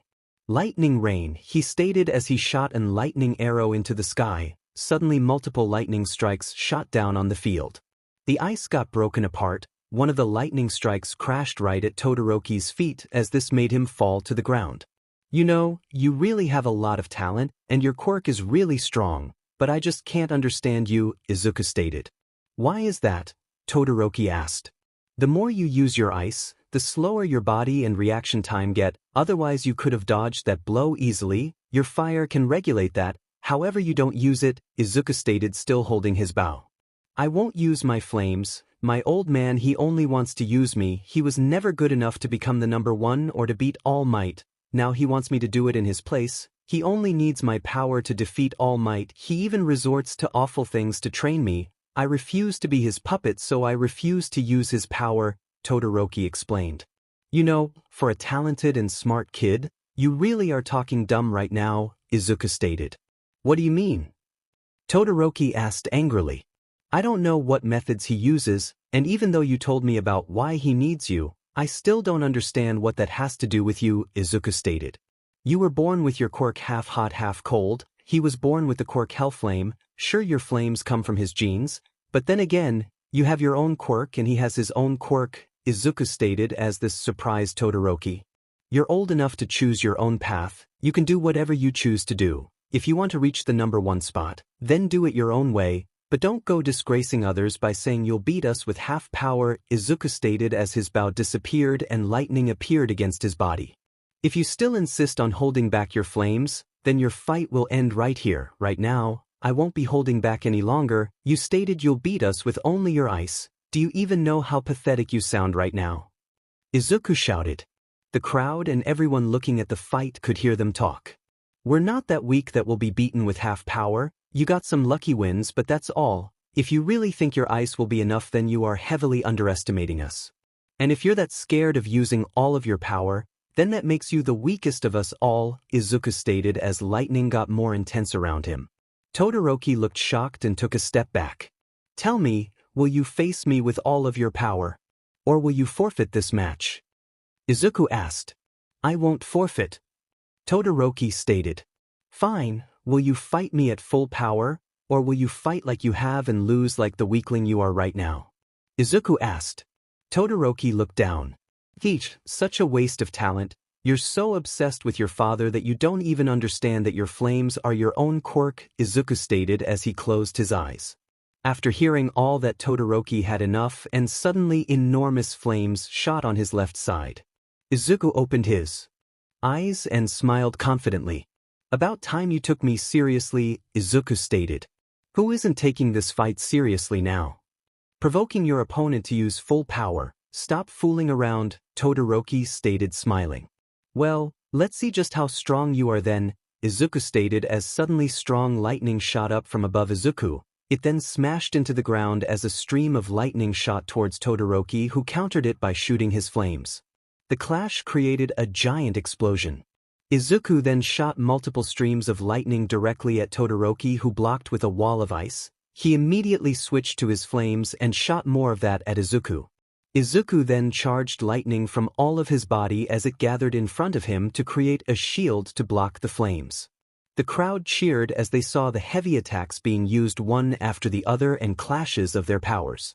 Well, seems the crowd is having fun, Todoroki stated looking at Izuku. But you're looking like you're having a great time over there, Todoroki stated. Well, don't you feel the same? Izuku asked with a grin. To be completely honest, it feels amazing fighting at full power, Todoroki stated. Oh, 𝗵𝗃 suddenly shouted. Have you finally realized you need my power to become stronger? Now show those weaklings just how powerful you are and how pathetic they are.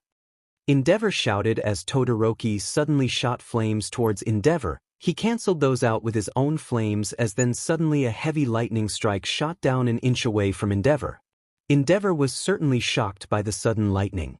Will you shut up already? I don't need you or your power, I'm fighting with my own power, and from now on I'll use my power how I want to use it. Todoroki stated. You arrogant little brat. 𝗵𝗵𝗏 stated as he jumped down and landed with his flames. 𝗵𝗵𝗏 calmed down. Midnight stated as she walked towards him. 𝗵𝗵𝗏 then shot some flames towards her to back off. Izuku shot his lightning in front of her to block the lightning. It's alright Midnight, Izuku stated. We'll handle this, Izuku stated. Oh, and what will you handle now? 𝗵𝗵𝗏 asked pissed. What can weaklings like you two do against absolute power? 𝗵𝗵𝗏 stated. Coming from the number 2, seems your absolute power isn't as great as you brag about, Izuku stated. You're quite arrogant for a kid, let me show you what real power looks like. 𝗵𝗵𝗏 stated as his flames intensified. Izuku saw the teachers running towards the field. Don't worry about me, I can handle this myself, Izuku stated as the teacher stopped. Todoroki, can you move away for a bit? We'll resume our fight shortly, Izuku stated as his lightning intensified. 𝗵𝗵𝗏 then walked up the field as Todoroki backed away next to the teachers. Well, who would have expected this? A fight between Izuku Midoriya and the number 2 hero. Midnight shouted. At UA everyone was surprised. Well, he sure has guts. First he makes that Todoroki kid use full power, now he's even facing the number 2, Tamaki stated. I don't know if it was a good idea to provoke 𝗵𝗵𝗏 though, Mirio stated. We know he's strong, and that he has talent, we all saw that already, however fighting a pro from the top 10. That might be a bit too much for him, Mirio stated. Izuku's got this, Nejire stated with a soft simple which was free of worry. You seem to have confidence in his power, do you know something we don't? Tamaki asked however Nejire kept looking at the screen. Prepare to be defeated kid, 𝗵𝗵𝗏 stated pissed as he suddenly shot intense flames at Izuku. Izuku's lightning shot up then down towards the ground as it created lightning bars to stop the flames. 𝗵𝗵𝗏 followed up with multiple flame moves, however Izuku managed to stop every attack. Are you holding back on me or is this really all you have? Izuku asked surprised, honestly I expected more, even if you're just the number 2, Izuku stated as he signed. Is he trying to provoke him? If he does then it works. Mike stated a bit worried. Just the number 2 huh, I've heard enough of you, 𝗵𝗵𝗏 stated as an enormous flame shot up in the air around him. Prominence burn. He shouted as he charged his flames at full power. He's going too far. Midnight stated as 𝗬𝗏𝗃 wanted to create barriers while Aizawa got ready to erase Aizawa's quirk, however they suddenly saw Izuku laughing. Is he really laughing? All Might asked as he saw it. Raging Volt, Izuku shouted as he shot an lightning-like beam towards the flames. The attacks clashed creating an incredibly powerful air pressure clash. Izuku's move slowly started to overpower 𝗵𝗵𝗏's power. Slowly Izuku's attack completely shot through 𝗵𝗵𝗏's attack and crashed right into him. 𝗵𝗵𝗏 was sent flying while being electrified as he then fell on the ground outside of the fighting field. The crowd was silent at first but then started cheering loudly. Izuku walked to the edge. Once he did, everyone got quiet again. So much for your absolute power. In terms of raw power, you really have more strength than most of the pros and you really are close to All Might, however there is more than brute strength to being strong and beating an opponent. Sure it helps against a lot of villains, but just like you saw there can always be someone overpowering you, Izuku explained. What you displayed just now is a joke. A really strong person doesn't just boast about his strength, someone who's really powerful will use his power accordingly to create an opening and then strike, not like you did trying to overpower someone head-on. Raw power doesn't make you invincible, it's sad that you don't even understand that. By accepting his power, Todoroki has already far surpassed you. Not only does he have strong attacks, he uses them to try and create openings, and he uses them as a tactic, not just to overpower someone, Izuku stated as 𝗵𝗵𝗏 listened to everything then just walked away pissed. Izuku took a deep breath and out as he then relaxed and wiped some sweat from his head. You ready to continue this fight, Todoroki? Izuku asked calm but a bit worn out. Sure, but instead of a dragged out fight, how about we settle this in one attack, You seem pretty worn out after fighting my old man, 𝗬𝗏𝗄𝐺 stated. Fine by me, Izuku stated as 𝗬𝗏𝗄𝐺 walked back up the stage. Now after a spectacular fight between Izuku and the number 2 Endeavor, the fight between Izuku and Todoroki continues, however they stated they will finish it in one last attack. Midnight stated. Izuku then placed his hand towards each other as a big ball of lightning was being created. Man, just how much power do you have? Todoroki asked amazed. He then charged intense flames in his left side. I won't be able to control my flames much since I haven't used them much, but then again, if I don't give it everything right here and now, I won't be able to beat you, Todoroki stated. Lightning bolt, Izuku stated as he shot his ball of lightning at Todoroki, who lifted his arm and shot his flames with all the power he had. The lightning bolt and flames clashed and created a giant explosion and smoke screen. After a while the smoke screen died down. The first one to be seen was Izuku, who held his arms in front of his face as a cross to block his face. On the ground there were some marks that Izuku was pushed back a bit from the force.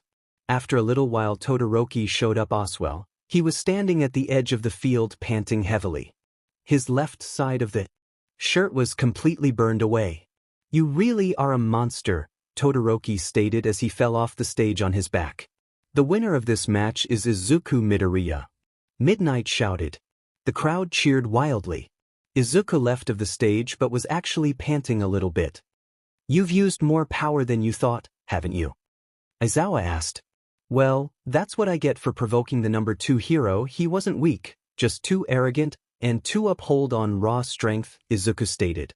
Take a nice rest, you deserve it, Aizawa stated as Izuku nodded and walked towards the spot where his whole class sat watching.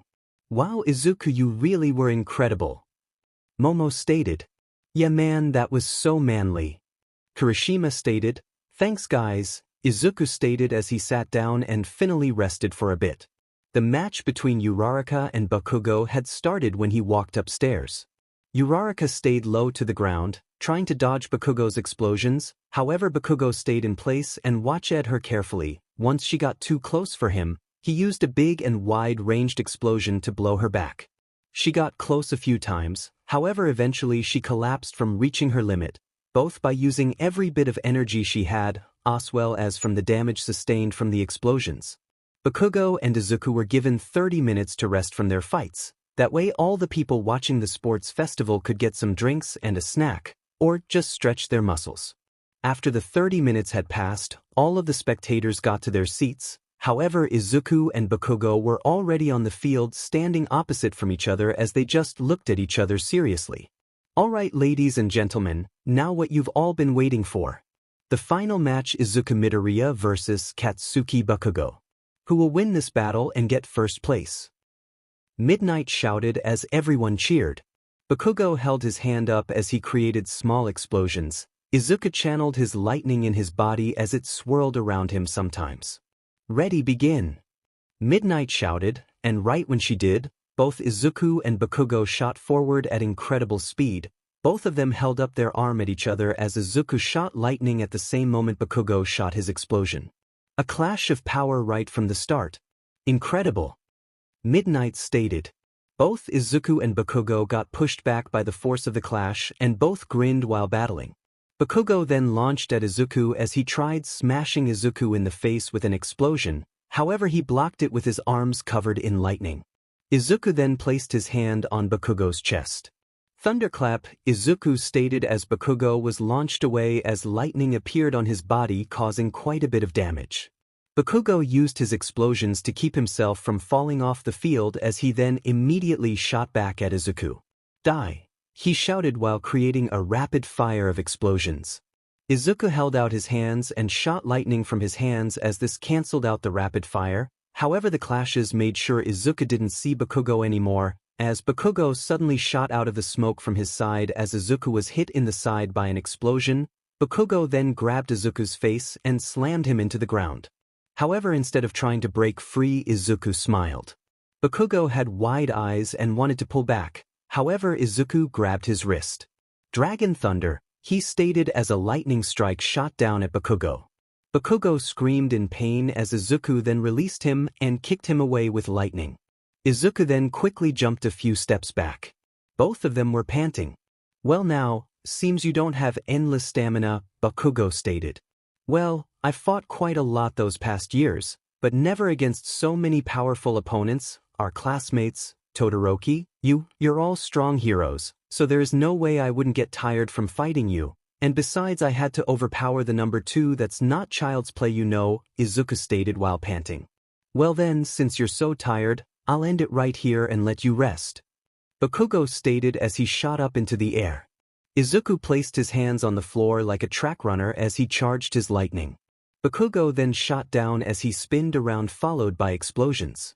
𝐎𝐻𝐼𝐺 impact! He shouted. Izuku launched himself from the floor straight at 𝗵𝘃𝗀𝗁 as he spinned around covered in lightning and held out his fist. Raging thunder drill! Izuku stated as the lightning kept on intensifying. Eventually their attacks reached each other and created an insanely huge explosion and smoke screen. Incredible! 2 of our first-year students were powerful enough to create an amazingly huge explosion and smoke screen like this. Midnight shouted. Slowly the smoke cleared, they saw Izuku laying on the field. Once the smoke completely cleared, they noticed 𝗵𝘃𝗀𝗁 stuck in a wall. Wow, both fighters are down, 𝗵𝘃𝗀𝗁 is stuck on a wall, and Izuku seems to be down as well. Midnight stated. If Izuku is still conscious and able to stand, then it means he wins. However, if this is not the case, then this fight will be a DR. Midnight was explaining as Izuku suddenly started getting up as strong lightning still appeared around his body. After a few seconds, Izuku stood on both his legs as the crowd then cheered wildly. The winner of this year's sports festival is Izuku Midoriya. Midnight shouted. Everyone stood up and cheered loudly while giving a loud applause. Even Class 1A was cheering loudly. Back at UA, even Mirio, Tamaki and Nejire were cheering for Izuku's victory. After that, the award ceremony began as Izuku got first place and the medal for it. 𝗵𝘃𝗀𝗁 was second. Todoroki and Uraraka had shared third place and also got a loud round of applause for how they fought. Once everything was over and Class 1A started to head back to UA, Izuku became a bit weak on his feet. Kirishima and Kaminari supported him while walking. Thanks guys, fighting so many strong people today really took it out of me, Izuku stated. Don't worry about it, we're friends, right? Kaminari stated with a smile. They all walked to UA. When they arrived, Izuku noticed Mirio, Tamaki and Nejire standing at the entrance. They were happy to see Izuku but were worried when they saw Kirishima and Kaminari basically carrying him. Are you alright? Mirio asked. Yeah, but fighting Tokoyami, Todoroki, Endeavor and 𝗵𝘃𝗀𝗁 was quite exhausting, Izuku stated with a smile. It's alright guys, I can walk now, thanks for the help, Izuku stated as he stood on his own. No problem bro, we'll see you at the dorm later, Kirishima stated as he and Kaminari walked back to the dorm. The others of Class 1A were already back. However, Kirishima, Izuku and Kaminari walked a bit slower with Izuku tired like that. So, what did you think? Izuku asked with a smile. You were amazing, Nejire said softly with a dreamy smile and look in her eyes while staring at him. Izuku gave her a smile back. Honestly, I was a bit worried when you faced Endeavor, but man, you're strong, Mirio stated. Well, overpowering him wasn't easy, it took a lot of power. Guess that's why I'm so tired right now, Izuku stated. You should really rest though, Tamaki stated. Yeah, I just saw you guys and wanted to talk a bit, but yeah, I was planning on taking a little nap to restore some energy when I got back, Izuku stated. Well, we won't hold you back man, you did amazing. Say, once you wake up, do you want to hang out a bit? Mirio asked. Sure, I'd love to, Izuku stated.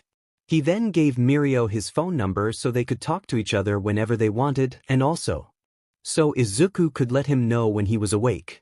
My phone is still in my room, you can send me a message, I'll tell you when I'm awake again, Izuku stated as he felt his energy leave his body more and more.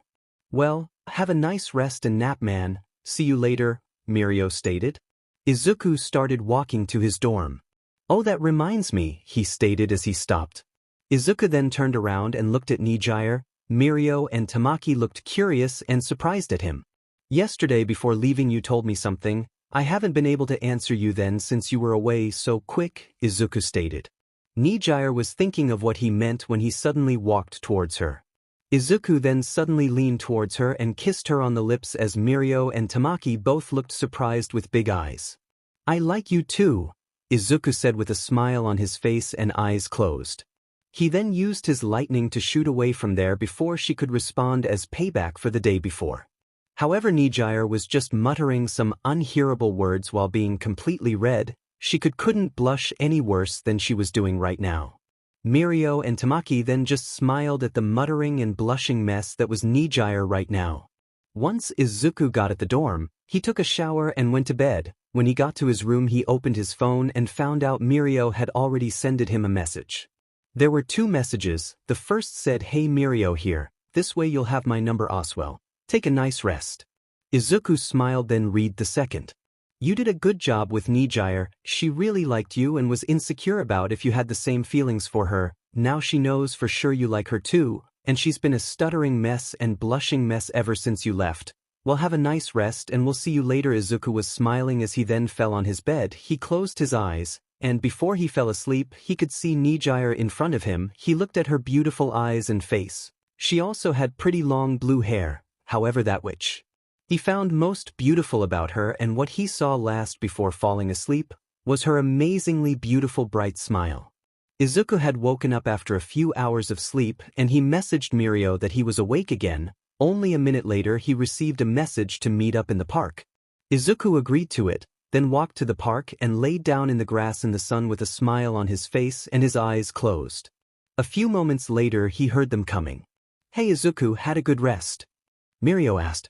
"Yeah, it was a really nice nap," Izuku said as he sat up and stretched his back and arms. Izuku then saw Nejire looking at him. When he looked at her and smiled, she started blushing again. "I think you kind of melted her brain," Tamaki stated. "You really think so?" Izuku asked as he stood up and got closer to Nejire. "Are you still in there?" Izuku asked as she then nodded. "Ah, good," Izuku said with a smile as he sat back down. How can he act so calm and naturally? It was already hard for me to say that I like him, yet he just did it and even kissed me. Now he's acting as if nothing changed, Nejire thought as she sat down. Mirio and Tamaki also sat on the grass. "So Izuku, how was it? Fighting the number 2 hero?" Tamaki asked as Mirio looked surprised at him. "Hey, I can be curious Oswell, you know," Tamaki stated. "Yeah, but you're mostly really shy," Mirio stated. "Not around friends or people I know long enough," he answered. To answer that question, it was really tough. I overpowered him, sure, but he's very strong. The thing about him is, he only attacks head-on. He doesn't create an opening for himself. He just charges in at full power and just hopes his attacks get through, Izuku explained. Basically, if I fought like I normally do, he wouldn't stand a chance. My fighting style mostly uses my speed to create openings than attack. It's a better strategy than attacking head-on, Izuku explained. "By the way, what are your quirks?" Izuku asked, curious. "My quirk is called Manifest. I can manifest things I ate. I mostly eat takoyaki and clams. That way I've always got good offense and defense on hand. I can only manifest what I ate that day though," Tamaki stated. "My quirk is Permeation. It's not that grand as Tamaki's quirk. However, I'm able to slip through matter. I can even slip through the ground and launch myself up by undoing my quirk underground. However, there are a lot of different steps involved in going through something. However, I trained it so much I can almost do it naturally," Mirio explained. "What about you, Nejire?" Izuku asked, however she was still staring at him with a blush. "Maybe you should kiss her again," Mirio stated with a goofy grin. Nejire then snapped back to reality. "Sorry, what?" she asked, still blushing while looking at Izuku. "Glad you're back. I was asking about your quirks. Mirio and Tamaki already explained theirs. I was wondering what yours was," Izuku stated. "Mine is called Surge. I use my own energy to shoot energy blasts. I can also make myself float and bind people with it," she explained. "Wow, you 3 really have amazing quirks," Izuku stated. "Well, that might be. However, yours is the most impressive," Mirio stated. "Yeah, you're really strong," Tamaki stated. "Well, that's what I wanted, to be strong and to protect others. Not that I had any choice to become stronger or not," Izuku stated. "What do you mean?" Mirio asked as he noticed Izuku was a bit sad. "Right, you guys left before Nejire and I talked about that. That villain attack I talked about, that launched my into you, that wasn't the first. I actually lost count of how many attacks I've fended off, Izuku stated. How long have you been attacked by villains then? Tamaki asked.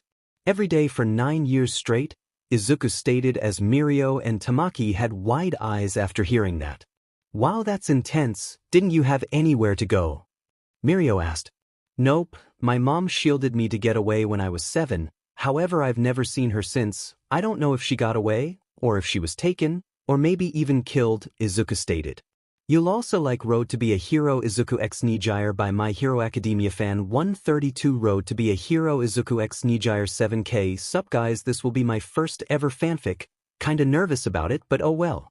This is a story about how Izuku Midoriya becomes a great hero. This will also be a Izuku the Flaming Hero and the Scientist Izuku x 𝗵𝗲 by My Hero Academia fan 132 The Flaming Hero and the Scientist Izuku x 𝐂6K. I'll keep it short since I'll make an intro. This will be a Izuku x 𝗵𝗲 story Dragon Hero by My Hero Academia fan 132 Dragon Hero 5KK. This is an OP Izuku. His quirk will be Fire Dragon Slayer power from Fairy Tail. Multiple Deku by Godslayer 2468 Multiple Deku 8K. When multiple portals open up in the sky and fall out are different green hair people and they look like Deku. Izuku Midoriya from Class 1A, but something is not right. Izuku of the Flames. Izuku x Nejire by My Hero Academia fan 132 Izuku of the Flames. Izuku x Nejire 𝐂6K. Since fire is my favorite element, I decided to give Izuku a quirk called Pyrokinetic. He can generate and control all flames. He won't overheat or burn out from using Son of All for One by Optimus Prime 71 Son of All for One 𝐂6K. This is a fanfic of extremely OP Izuku. I do not own 𝗵𝗃. That's really rough, Tamaki stated. Yeah well, I managed to survive, and I'll become a hero so I can save others, so kids won't have to lose their parents or parents don't have to lose their child, so people won't lose their loved ones to villain attacks, and most of all to save people from the life I had, Izuku explained. Nejire looked sad as well after hearing that. Suddenly she remembered earlier again. I'm sorry to suddenly change the subject, but Izuku, how is it you were able to say you like me and kiss me so easily? It took all my courage I had to say I like you, then I ran away, but you were able to tell me you like me with a smile on your face and even kiss me before leaving, Nejire stated. It's not that it was easy for me, trust me, my heart raced like crazy, but I've spent years trying to stay calm no matter how I felt, so I guess that's something that stayed with me, Izuku explained. Sorry for the sudden kiss, I shouldn't have done that, Izuku stated as he laughed a bit awkwardly while scratching his head. Nejire then leaned in and kissed him. Mirio, Tamaki and Izuku all looked surprised. Nejire the muttering blushing mess, suddenly kissed Izuku. That's my way of showing I like you just as much, and also for showing I don't mind to kiss you, she stated with a burning blush. Soon she'll melt her brain, Mirio stated as they then all started to laugh. Say, shall we go to the shopping mall in the city? We could grab some food and something to drink, Mirio stated. Fine by me, Izuku stated as Mirio then jumped up. The others followed his lead and got up. The walk towards the shopping mall. However, once they did, Mirio regretted asking as Nejire immediately pulled everyone in a clothes shop. Nejire had been gone for a while to get clothes. Izuku, Mirio and Tamaki just waited. So, why did we have to come in here too? Izuku asked. Once Nejire gets here, she wants us to rate her clothes and tell her our opinion on it. It's just the amount of clothes she gets just to try them on is huge, Mirio stated. Suddenly Nejire came walking with both her arms completely covered in a pile of clothes. Izuku looked with wide eyes. I get you too since you're her friends, but why me? Izuku asked. You two literally kissed before we got here, do you even have to ask? Mirio asked while laughing. After a long while, they were finally done rating Nejire's clothes as she walked with 3 bags of clothes. Thanks you guys. Nejire stated. Mirio, Tamaki and Izuku just nodded. Shall we get something to eat? I'm starving and it's on me, Izuku stated. That's nice but you don't have to man, Mirio stated. Well it's still on me, let's just say it's celebrating that I won the sports festival, Izuku stated with a smile. Well if you say it like that, then it'll be rude to decline, 𝗵𝗃𝗀𝗧𝗏 stated with a smile. They went to a restaurant and all ordered some food and some drinks. After they were all done, Izuku paid the bill and they all got outside. Man, that food was so good, 𝗵𝗃𝗀𝗧𝗏 stated as he stretched his back and arms. You said it, that was really good, Tamaki stated. Yeah, thanks for the food, Izuku. Nejire stated. No problem, I went here when I was a kid and it's still delicious, Izuku stated. They walked through the mall a little longer, 𝗵𝗃𝗀𝗧𝗏 and Tamaki up front and Izuku and Nejire behind them. Without thinking, Izuku grabbed her hand and walked hand in hand. 𝗵𝗃𝗀𝗧𝗏 and Tamaki didn't really notice it, but even if they did, they really didn't mind. Both Izuku and Nejire were friends of them. As long as they were happy, so are they.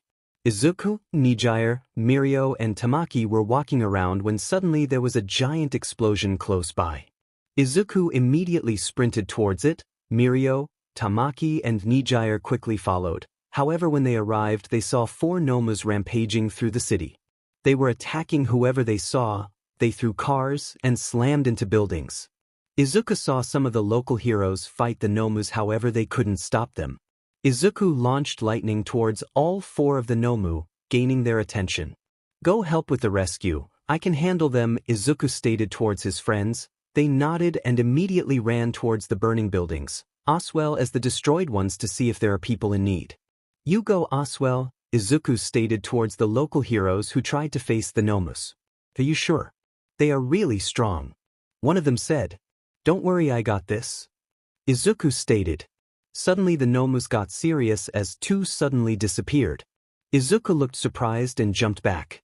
Once he did, the 2 Nomus punched a small hole in the ground. So those 2 are speed types, that means that those other 2 are power types, Izuku stated as the other 2 Nomu charged him from the sides. Izuku manages to catch their fists and stop them. The 2 speed types had jumped up, launching at Izuku. He was defenseless, or so people and the Nomus thought. Izuku grabbed the fist of the Nomu on his right tighter as he then slammed that Nomu into the other 2. Izuku then threw them away. He then turned to the Nomu on his left and roasted it with his lightning. Wow, incredible, one of the local heroes said. Izuku was facing off against the remaining 3 Nomu. He managed to deflect their punches and then throw attacks off his own. He was about to win when suddenly, watch out! Nejire shouted. Izuku turned around and saw a sword coming from him. SHT, I won't make it in time, Izuku thought when suddenly the sword got blocked. Izuku looked towards the reason as he then saw Tamaki with a clam. Good thing I always eat takoyaki and clams to have this power, Tamaki stated. 𝗵𝗃𝗀𝗧𝗏 and Nejire then got behind Izuku. Thanks for the save, guys, Izuku stated. Don't mention it, Tamaki stated. You guys handle those Nomus, I'll fight this guy, Izuku stated as he charged at the person with the sword. However, when Izuku ran towards the sword user, he ran away. Izuku ran after him. Wait, stop, Izuku, 𝗵𝗃𝗀𝗧𝗏 stated. Why? He's getting away, Izuku stated. You don't get it. That's the hero killer Stain, 𝗵𝗃𝗀𝗧𝗏 stated. Then all the more reason to get him, Izuku stated after running after him. Since Stain uses a sword, Izuku charged his lightning slightly around his body. The sword should use as a lightning rod, that way he can find out if Stain is close. Suddenly the lightning shot towards his left while running and Izuku was just in time to jump back as then a sword appeared trying to stab or slash him. That was close, Izuku thought. He landed and attacked. However, the hero killed was running again. Izuku jumped on a roof and followed him. Izuku then created his bow of lightning as he shot bars of lightning just in front of Stain to seal of his route. Izuku then landed behind him. I didn't know that the hero killer was such a coward, attacking people in the back then running away, Izuku stated. You've got quite a big mouth for a kid, Stain stated. Izuku then took a fighting stance as Stain readied his swords. Izuku started off by shooting lightning at him. However, Stain avoided this and ran towards Izuku. Stain threw some daggers but Izuku deflected it with his lightning. He then created claws of lightning on his hands and clashed with Stain's swords. Not bad. For a kid, you know how to handle a fight, Stain stated. You're not bad yourself, being able to keep up with me fast attacks, Izuku stated. Both of them gave a sudden barrage as Stain gave a barrage with his swords and Izuku countering them with his claws. Izuku suddenly covered his arms in lightning, but to Stain's surprise Izuku kicked him away. Stain got kicked a few steps away. That's strange, why did he cover his arms in lightning if he's going to kick me? Stain thought. Stain then suddenly jumped up and tried slashing Izuku from above, however he used his arm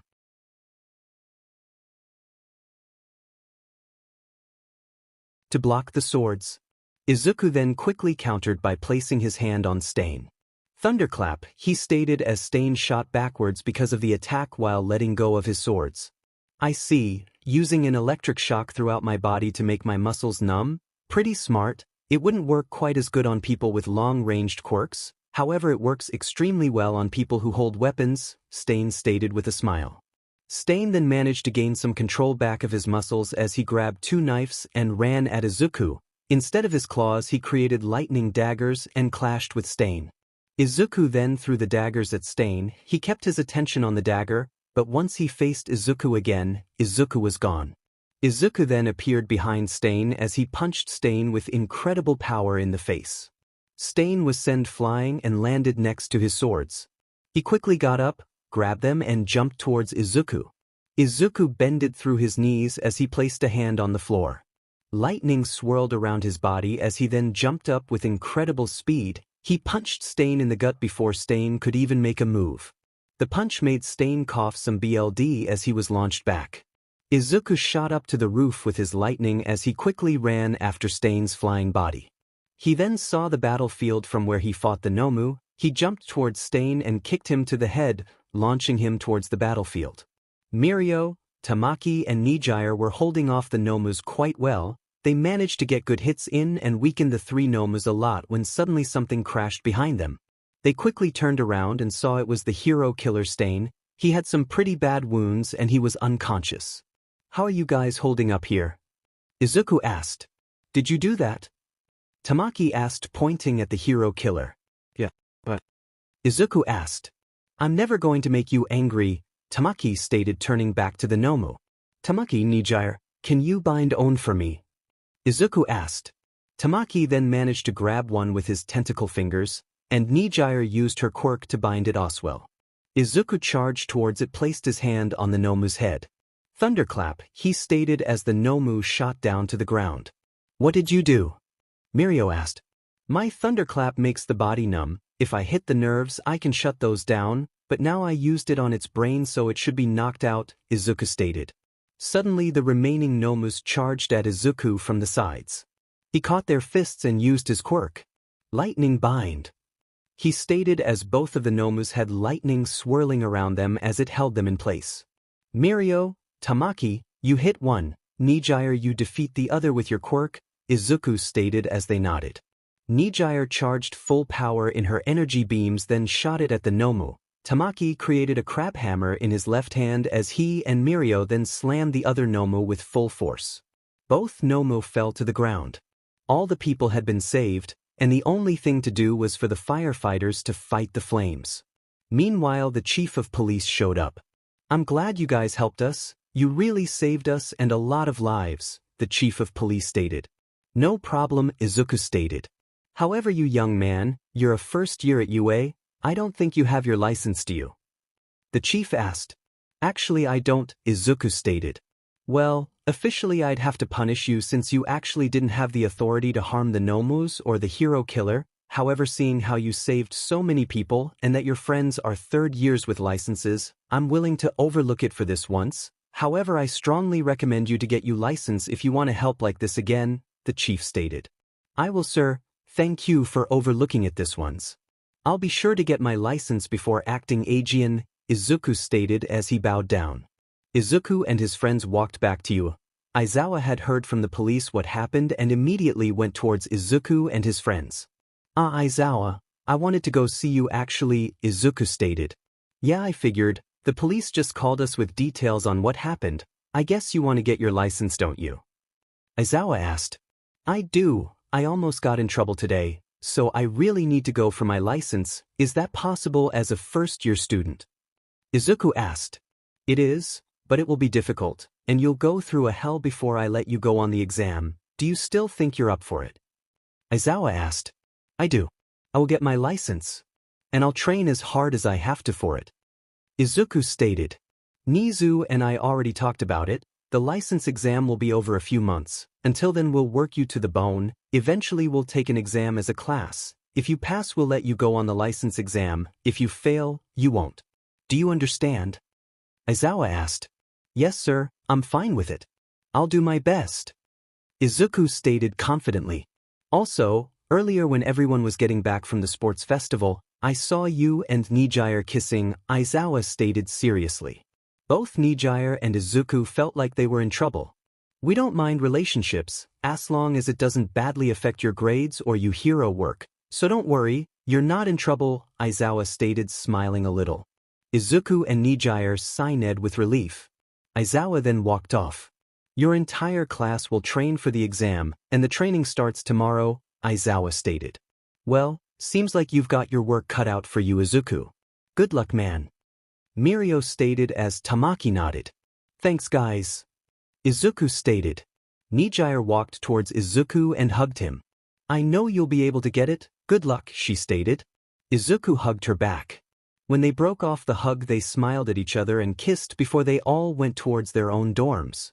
A few months of hellish training and an exam to get ready for the license exam. I will get my license and become a hero. Then I'll be able to really save people. A few months had passed and Izuku and his class were in the final week before the exam would be held to decide who will go for the license exam. Izuku and everyone have been through aggressive trainings that literally made them collapse, all to get better to use their quirks, but also rescue training and such. Now it was the final week before the exam. Izuku and his class have started on creating a ultimate technique. Remember, it doesn't have to be an offensive move, it can also be a capture move or a defensive move, Aizawa stated. What about me, Aizawa?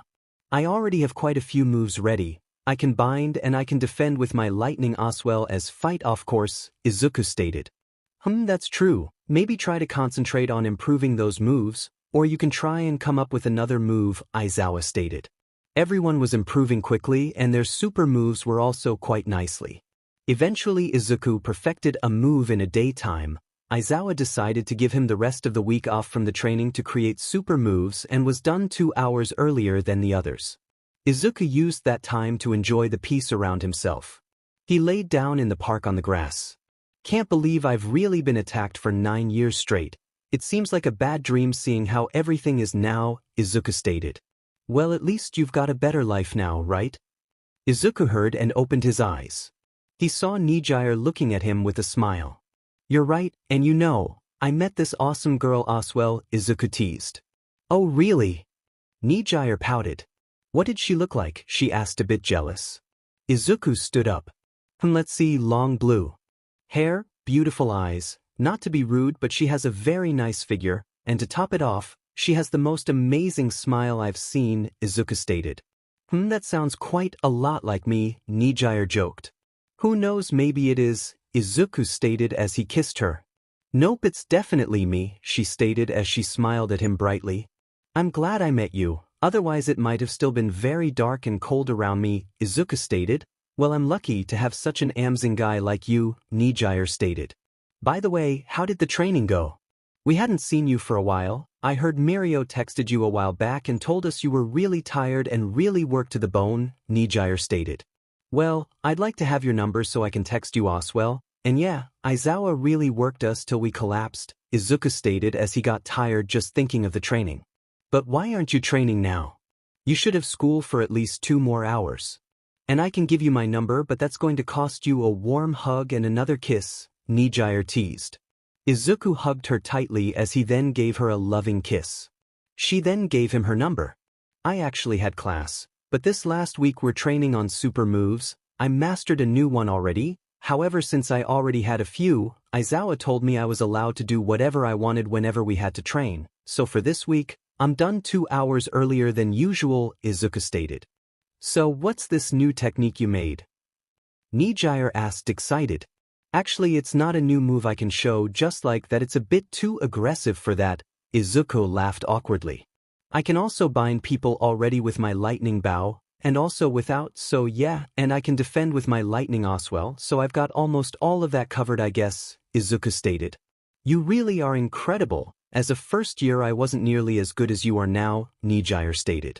Well, we've lived very different lives too, Izuku stated a bit sadly. How about this? Once you get your license we'll go see my parents and tell them that you're my boyfriend. Nejire asked. Sure, but why mention that now? Izuku asked. No offense, I'd like to see them and be proud of you as my girl, but why mention it when I talked about having different lives? Izuku asked. Well, maybe you'd like it knowing they approve of you, 𝗬𝗧. Besides, after the sports festival they told me about how impressive you were and if I've seen it, 𝗬𝗧, Nejire explained. Well, that would be nice if they approved of me, however I don't know if they will once they know more about me, Izuku stated. You'll also like Road to be a Hero Izuku x Nejire by My Hero Academia fan 132 Road to be a Hero Izuku x Nejire 7K. Sup guys, this will be my first ever fanfic, kinda nervous about it but oh well. This is a story about how Izuku Midoriya becomes a great hero. This will also be a Izuku the Flaming Hero and the Scientist Izuku x 𝗵𝗲 by My Hero Academia fan 132 the Flaming Hero and the Scientist Izuku x K6K. I'll keep it short since I'll make an intro. This will be a Izuku x 𝗵𝗲 story Dragon Hero by My Hero Academia fan 132 Dragon Hero 5KK. This is an OP Izuku. His quirk will be Fire Dragon Slayer power from Fairy Tail. Multiple Deku by Godslayer 2468. Multiple Deku 8K. When multiple portals open up in the sky and fall out are different green hair people and they look like Deku. Izuku Midoriya from Class 1A, but something is not right. Izuku of the Flames. Izuku x Nejire by My Hero Academia fan 132 Izuku of the Flames. Izuku x Nejire K6K. Since fire is my favorite element, I decided to give Izuku a quirk called Pyrokinetic. He can generate and control all flames. He won't overheat or burn out from using Son of All for One by 𝗵𝗃71 Son of All for 1K6K. This is a fanfic of extremely OP Izuku. I do not own 𝗓𝗏. They'll have to because I'm not going to let you go, Nejire said with a wink. That's good to know. I'd bring you to see my mom, however I still don't know if she's alive or where she would be, Izuku stated. Don't worry, we'll find her someday. And she can be proud of who you've become. Nejire stated as she placed her arms around him and gave him a warm hug. Thanks, Nejire. After that, Izuku laid on his back in the grass as Nejire laid next to him, her head on his shoulder and her eyes were closed. Izuku looked at her and she had a peaceful smile on her face. When I was on the run from the villains, I never really thought anyone could be this peaceful, but now that I'm in UA and met Nejire, I feel at peace myself, Izuku thought. They laid like that for a couple of hours before they both headed back to their dorms. Izuku grabbed some dinner with his classmates and sat some more talking. Bakugo was bragging about his new special move that he created. Kaminari was talking about how he was able to fight better with his quirk. Kirishima stated that he could harden his body even more than before. Azui, however, gave everyone a demonstration of her quirk as Minato wanted to peek at the girls and grab them on certain spots. Azui made herself invisible as she then grabbed his underpants and pulled it over his head. Minato was screaming in pain and tried to get it off his head, however thanks to his quirk it stuck to his head for a couple of hours. Everyone laughed at that. So I have to ask, Kaminari stated. What will this exam be about? He asked. You know, for once Mr. No Brains actually asks a good question, Bakugo stated. Hey, thanks Bakugo, see you can be and I'm not Mr. No Brains. Kaminari said, I know that this will decide who will take a shot at the license exam, Izuku stated. If you pass, you can go for the license exam. If you fail, you'll have to try next time, Izuku explained. How do you know about this? Kaminari asked. Yeah, Izuku, how do you know that? Mina asked. When that Nomu attack was a few months ago, I was a part of that fight. I captured the hero killer Stain. However, if it wasn't for Mirio, Nejire and Tamaki, I would have gotten in trouble. The chief of police explained this to Aizawa and he decided to train all of us for the license exam. Izuku explained. So it's your fault we had to work so hard, Mina shouted surprised. Basically yes I guess, Izuku stated bluntly. You little, Kaminari stated as Izuku used his quirk and gave Kaminari a small shock which automatically activated his quirk, frying his brain. Everyone started laughing again. Actually this is a good thing. If we have our licenses as first years, Then we can start on real hero work earlier and gain more experience before graduating, Momo stated. Well, there's that too, but mostly it's because of Izuku just jumping in whenever he wants to, 𝗵𝘃𝗀𝗧 stated. Well, can't argue with that, Izuku stated. After that they all talked for a little while longer before going to bed. The next few days passed fairly quickly. Izuku spended more time with Nejire, the others mastered their special moves, and eventually everyone was ready. The day of the UA exam finally arrived. Everyone had team-ups to face their own weaknesses, however so far everyone made it. The last fight was Izuku and 𝗵𝘃𝗀𝗧𝗏 versus All Might. So how do you want to do it? 𝗵𝘃𝗀𝗧𝗏 asked. Nice and easy, Izuku stated with a big smile. Take him head on. 𝗵𝘃𝗀𝗧𝗏 asked. Take him head on. Izuku stated. Sounds like a plan. 𝗵𝘃𝗀𝗧𝗏 said with a grin on his face. Izuku had the same grin. So far everyone had passed. Mirio, Tamaki and Nejire came looking Oswell. They heard about the exam and wanted to see how they would do. They were worried about Izuku and hoped he would pass. However, his chances looked small since they had to face All Might. Nah, for them this will be easy. Kirishima stated. All of the teachers were ordered to hold back against us, otherwise we would have been easy pickings at moments, he added. I wouldn't be so sure if I were you, Aizawa stated.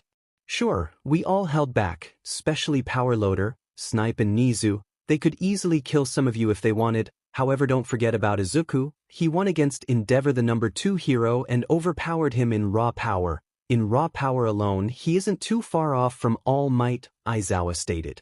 However, that lightning makes Izuku faster and more flexible than All Might, and his close combat moves count as 2 moves. There is the force of his punch but also the lightning aftermath to count, Aizawa stated. All Might has been ordered to not hold back. Those two are in terms of skill, the top we have in our class, they come close to the big 3, maybe even equal if not better. To top it off, Izuku has surpassed everyone in this school in terms of power, speed, flexibility, but he also has the most experience in fights, Aizawa explained. So Izuku is actually a teenager with the power and experience of an adult pro hero. Is that what you're saying? Mirio asked. Basically yes, as of now doesn't really have a weakness in battle, however he does have a weakness outside of that which could cost him someday, Aizawa stated. What would that be? Nejire asked. Depending on the person, his feelings to protect, Aizawa stated. We know he came here kind of depressed, and lately he's been really opening up to everyone. However, his longing to protect also became stronger, Nejire. We all know you two have a relationship, but if say a villain would take you away the moment he finds out about it, and a clue about where you are, he'll be already there before any of us can make a move, even if it's a trap, Aizawa explained. So his feelings for me are his weakness. Nejire asked sadly. I wouldn't say it like that. Those feelings might also be able to save him someday. He has a reason to stay alive, a reason to not give up, a reason to keep going no matter what, Aizawa stated. But if this exam is about to be able to go to the license exam, and facing your weakness, why are those two together? And why are they facing All Might? Tamaki asked. Because we have no one strong enough to face those two. 𝗵𝘃𝗀𝗧𝗏 on his own wouldn't be able to take All Might, he lacks the speed and power to do so. However, we all know how Izuku fought against that Nomu at the UG. He was handling it better than All Might was. It's either because Izuku is stronger, or All Might has been weakened that much, Aizawa explained.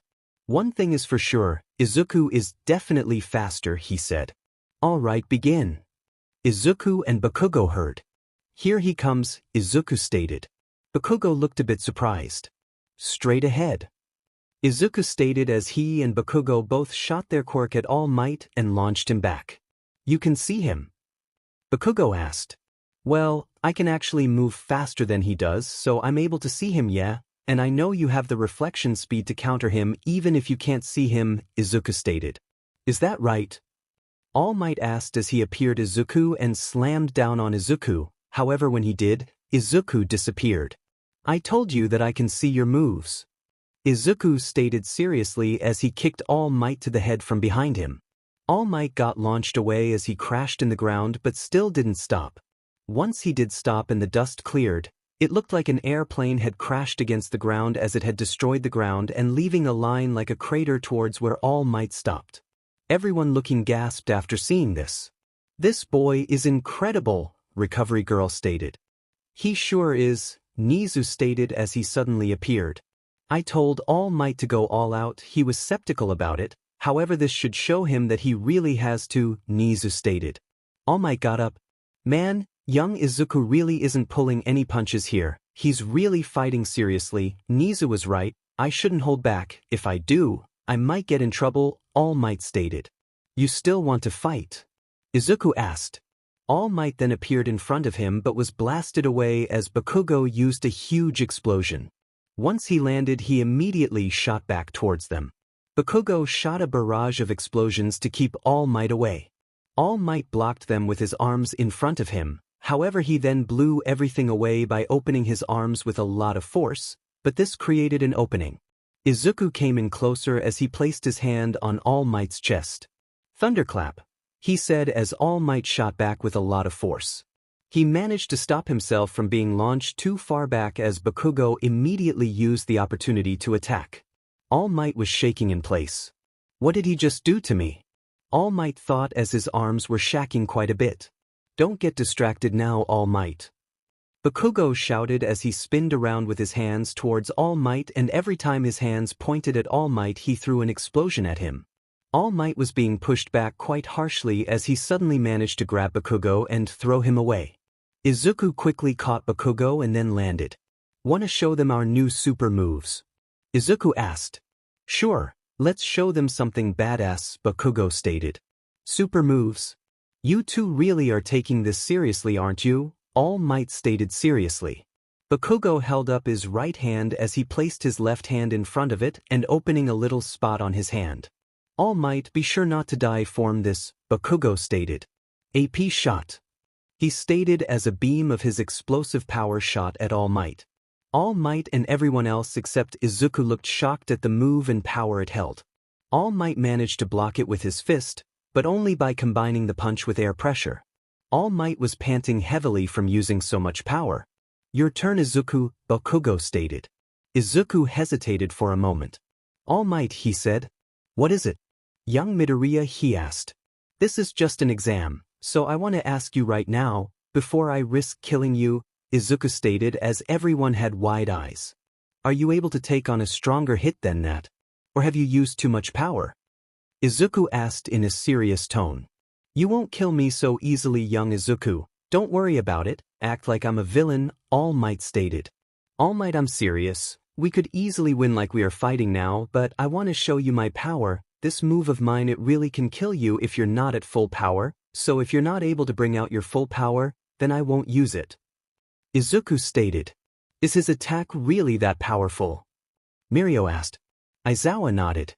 "I don't know what it is." He asked Ectoplasm to help him with clones, however Ectoplasm was terrified of his power and told him that his clones was ripped to shreds, Aizawa stated. "I'm able to use full power, so come at me with everything you've got," All Might stated seriously as he really powered up to 100%, air pressure swirled around him. "Don't let up for even a second," Izuku stated as he took a beastly stance. He then shot at immense speed towards All Might and gave him a heavy blow as everyone even saw the force coming off All Might's back. Izuku's lightning created lines, eventually made the form of a star, however All Might was already heavily panting. Izuku then shot underneath All Might as he kicked up under his jaw to launch All Might up. "Raging lightning demolition," Izuku stated as every point of the star he created. With lightning shot multiple lightning streams which all blasted towards All Might and did some heavy impact damage as well as a lot of aftermath lightning damage. Once his attack was done, All Might fell heavily panting to the floor with his clothes ripped to shreds. Izuku was on his knees heavily panting. "This move will really have to stay as a last resort, it seems," he stated as he almost collapsed. 𝗵𝘃𝗀𝗧𝗏 helped him up as they walked towards the gate to pass the exam. "Izuku and 𝗵𝘃𝗀𝗧𝗏 have won," was being shouted. Everyone already ran outside towards Izuku and 𝗵𝘃𝗀𝗧𝗏. Some of the students went with Aizawa, Nizu and Recovery Girl to help All Might. "Dude, that move was insane," Kirishima stated. "Both of you," he added quickly. "My move will be a last resort though as it drains almost all my energy," Izuku stated. "It's still impressive," Kirishima stated. "I'll take him from you," Nejire stated to 𝗵𝘃𝗀, who nodded and handed Izuku to her. She placed Izuku on his back. "I'm sorry you have to carry me. I hope I'm not too heavy," Izuku stated. "Who do you think you're talking to? I'm a hero too, you know. I'm strong enough to carry someone on my back," she stated. "Glad to hear it," Izuku said as he placed his head in her neck on his ear. "Your hair is so soft," Izuku stated as he slowly fell asleep.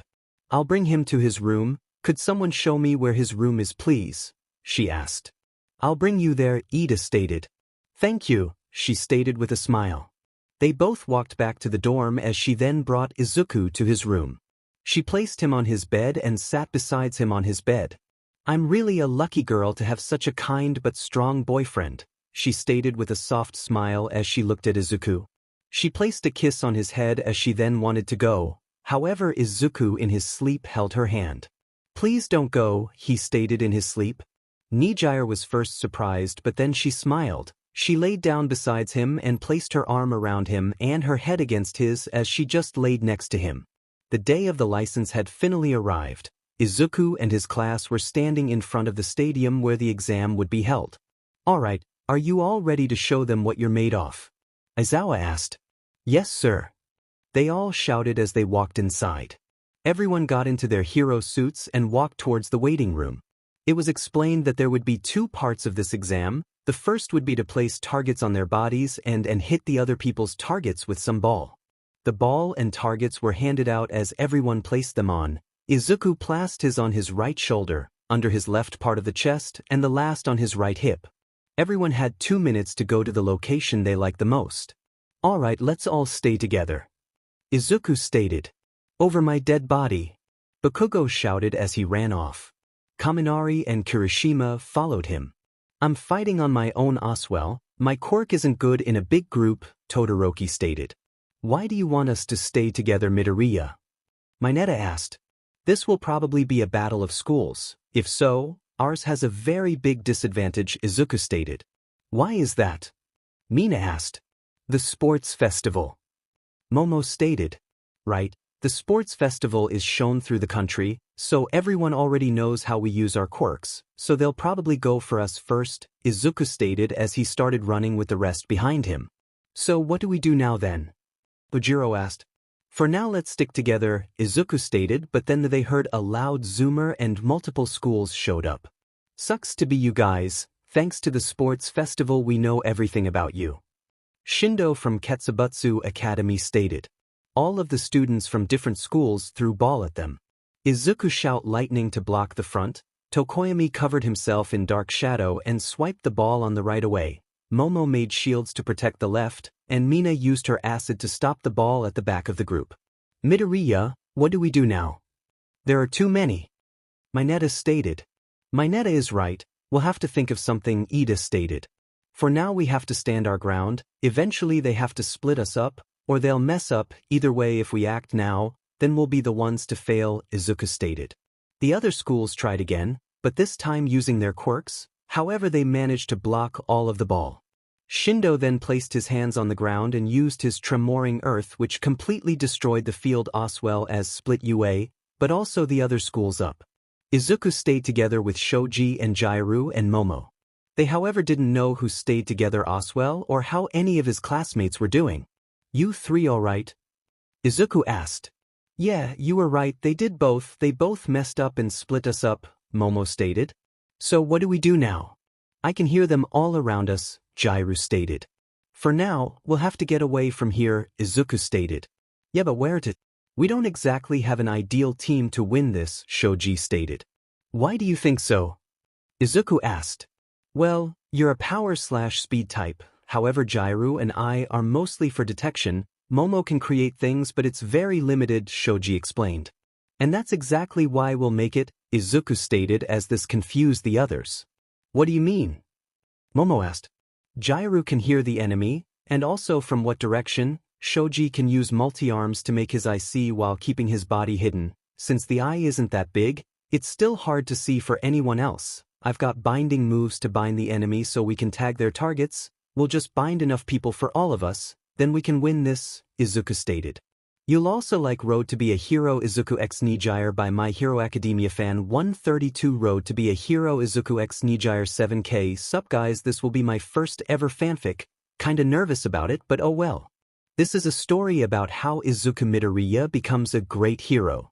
This will also be a Izuku the Flaming Hero and the Scientist Izuku x 𝗵𝗲 by My Hero Academia fan 132 the Flaming Hero and the Scientist Izuku x 𝐂6K. I'll keep it short since I'll make an intro. This will be a Izuku x 𝗵𝗲 story Dragon Hero by My Hero Academia fan 132 Dragon Hero 5KK. This is an OP Izuku. His quirk will be Fire Dragon Slayer power from Fairy Tail. Multiple Deku by Godslayer 2468. Multiple Deku 8K. When multiple portals open up in the sky and fall out are different green hair people and they look like Deku. Izuku Midoriya from class 1A, but something is not right. Izuku of the Flames. Izuku x Nejire by My Hero Academia fan 132 Izuku of the Flames. Izuku x Nejire 𝐂6K. Since fire is my favorite element, I decided to give Izuku a quirk called pyrokinetic. He can generate and control all flames. He won't overheat or burn out from using Son of All for One by Optimus Prime 71 Son of All for 1K6K. This is a fanfic of extremely OP Izuku. I do not own 𝗵𝗃. You mentioned everyone but me. What do you want me to do? Momo asked, a bit insecure. You can think of the best way to approach things. Also, I'd like you to stay on guard for defense if we need it. You can create a strong shield. If you can block a first blow, then I'm also able to back you up, and since you know a lot, you might be able to help me with something that I tried to do, Izuku stated with a smile, giving Momo a boost of confidence. Alright, but where do we put this in motion? Momo asked. Well, we'll need to tag 3 marks on 2 people. We need a place with some good hiding spots, but there also have to be quite some people, Izuku stated. We can try the city part. Over there. We can use the alleys and buildings. The bridge is too open. The same is for the mountain side and the water side, so that would be our best bet, or we'll have to stay between the destroyed rubble here, Momo explained. Where do you think we'll have the most success? Izuku asked. The city for sure, Momo stated. Alright, let's go there then, Izuku stated. They quickly made their way there. They then got into a tall building and got to the roof of it. Alright, so what now? 𝗓𝗏 asked. 𝗓𝗏, please use your earphone jack to listen if there are enemies, Momo stated. She then plugged them into the ground as she listened. There are a few in an alley behind us, and I hear people coming up here. I'd say 2 each, 𝗓𝗏 stated. Shoji, keep watch over what the 2 in the alley do. Izuku, please be ready to bind the 2 people coming up, Momo stated. Izuku then created a bow made of lightning and pulled backwards ready to shoot. Then after a short time, 2 people sprinted outside. Lightning bind multi-shot, Izuku stated as he shot 2 lightning arrows towards them. The arrows made direct contact and binded them. Alright, good job Izuku. Shoji, how is it on your end? Momo asked. They got away, Shoji stated. Alright, but who will tag those 2 then? Momo asked, a bit uncertain. You guys go ahead. Even alone I could probably make it, so I'm not too worried, Izuku stated. Well, since you made me make the decisions, I'll stay with you till the end, Momo stated. 𝗓𝗏 and Shoji, you can tag those 2, Momo stated as they nodded and walked towards them. Momo suddenly noticed a sparkle in the distance as she immediately created a shield which was made just in time as she blocked an attack. Izuku looked and saw the sparkle. He pulled back as he made an arrow ready. Momo, do you know anything about sniping? Izuku asked. A little, depending on the distance. You'll have to take the wind into account, as well as the force you give it, and you'll have to stay still yourself, Momo stated. I see, thanks, Izuku stated as he closed an eye to aim.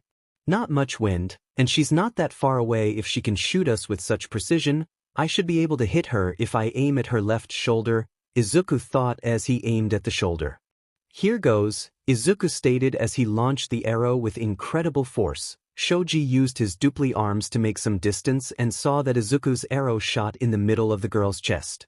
Nice shot, it landed in the middle of her chest, Shoji stated. Wow, that's 𝗏𝗏, 𝗓𝗏 stated as Izuku suddenly shot lightning around them, blocking multiple quirk attacks. Go inside, Izuku stated as everyone did as he said. They found a room with 2 doors leading outside, as well as one going to the roof. 𝗓𝗏, how many are there? Momo asked. Around 6, she stated. Suddenly one of the doors got burned shut with a laser. Well, 1 outweigh, and 6 enemies. If we win, then we all make it to the next round, Izuku stated. But if we don't, Shoji stated. Then we'll lose here, Nejire added. And all of the effort will be for nothing, Momo finished. Don't worry, I'm not letting any of you get taken out, Izuku stated. Suddenly sound waves were shot through the door as everyone started to get dizzy. Nejire countered it with her sound waves, pushing it back. After a while they both stopped. Everyone stick close to a wall, Izuku stated as he readied his bow. Momo, Nejire and Shoji quickly stood against a wall, then the door broke open. Binding arrow split shot, Izuku stated as his arrow multiplied until there were 6 arrows. 5 of them hit their target, although the last got blocked by a sword. Not bad, I expected as much from you, a girl stated as she was apparently the leader. Who are you? Izuku asked. You don't have to know, you'll drop out here anyway, she stated as she got closer. You sure about that? Izuku stated as he shot behind her in the blink of an eye. The girl expected this and slammed her sword with the back of the sword towards him. However, Izuku dodged as Nejire then used her sound waves to give her a headache, as well as make her drop her sword. Shoji quickly grabbed her arms as Momo made a rope and tied her up. Well, let's tag them all down, Momo stated as they all tagged their opponents and made it through to the next round. Once they got in the waiting room, Todoroki had already arrived, so did Uraraka and Shiro. Then suddenly everyone else walked inside. I see everyone made it, Momo stated. Yeah, but it was close at times, Mina stated. How did it go with you guys? She asked Izuku's group. Well, ask those two, Shoji stated. They are the reason we made it. We were boxed in by another school, Nejire explained.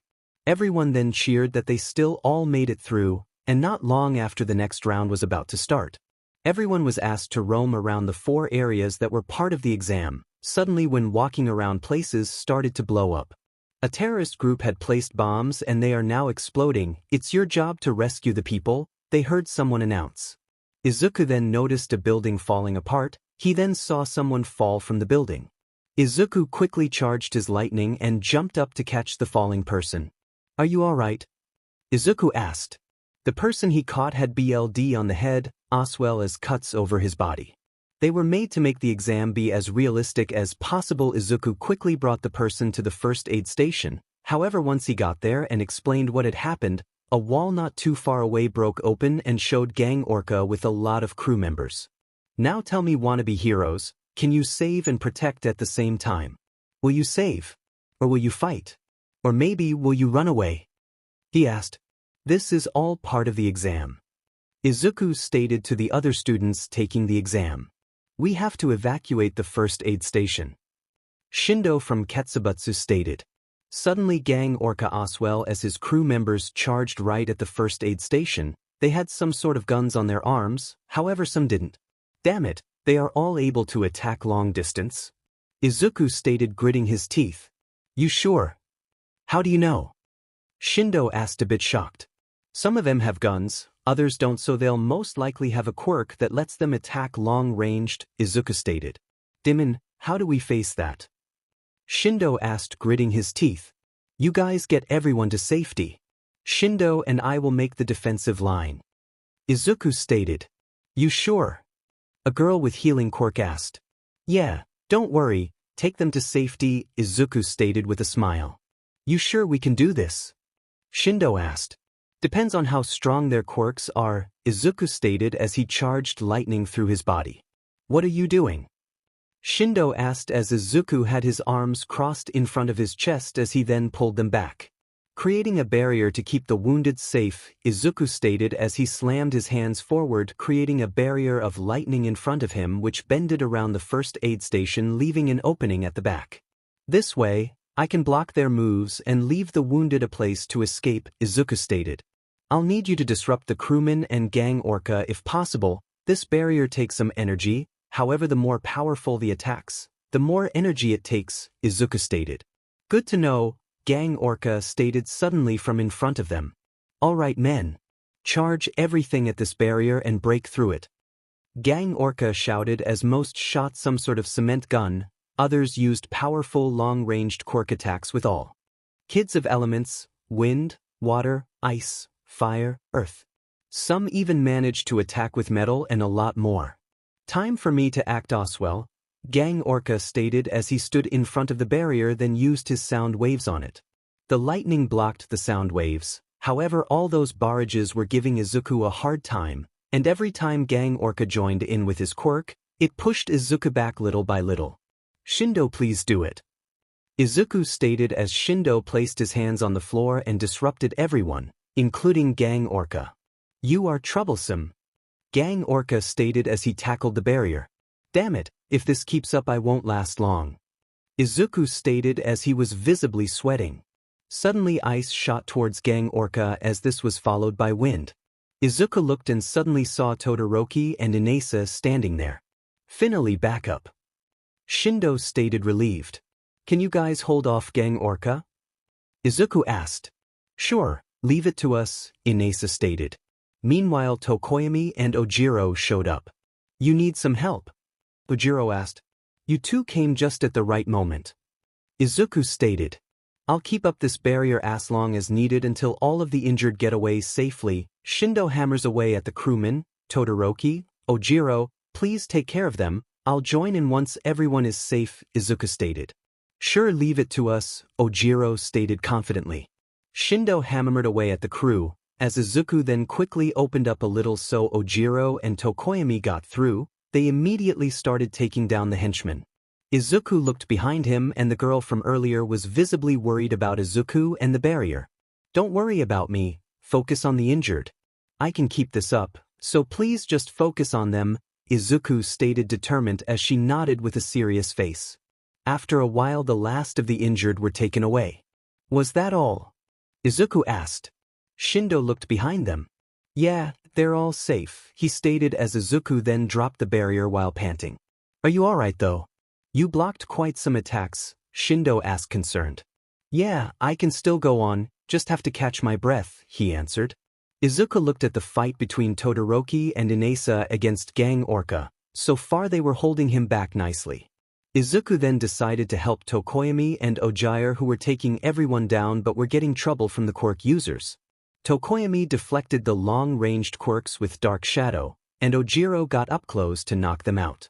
Izuku then jumped up as shot lightning from above towards the quirk users. Izuku, did everyone get away? Ojiro asked. Yeah, I'm able to move freely now, are you guys doing alright? Izuku asked. Yeah, those quirk users were trouble, but from here on we can handle it. Help Todoroki against 𝗵𝗃𝗧𝗏. Ojiro stated. At that moment Izuku noticed 𝗵𝗃𝗧𝗏 shooting down Inasa from the sky and he was about to finish off Todoroki. Izuku quickly shot lightning at 𝗵𝗃𝗧𝗏 while appearing closely behind him. Get away from him, Izuku stated seriously from behind 𝗵𝗃𝗧𝗏. He was hit by the lightning and felt the damage. However, he felt a cold chill on his back when Izuku stated that so coldly. So, you've managed to make the injured escape and even took some of my men out? Do you really think you still have the energy to stop me, 𝗬𝗧𝗏? 𝗵𝗃𝗧𝗏 asked. I'm standing right in front of you, so you tell me, Izuku stated. Don't get arrogant, boy. 𝗵𝗃𝗧𝗏 stated as he shot his sound waves at Izuku. However, Izuku appeared behind him. 𝗵𝗃𝗧𝗏 turned around but Izuku then shot back to 𝗵𝗃𝗧𝗏's back again. Izuku appeared just a bit in front but also underneath him. He looked down at Izuku but right at that moment Izuku appeared above 𝗵𝗃𝗧𝗏 and kicked him to the head. Not bad, you certainly have speed and power, and I commend you for still fighting, but that's not enough to beat me. 𝗵𝗃𝗧𝗏 stated.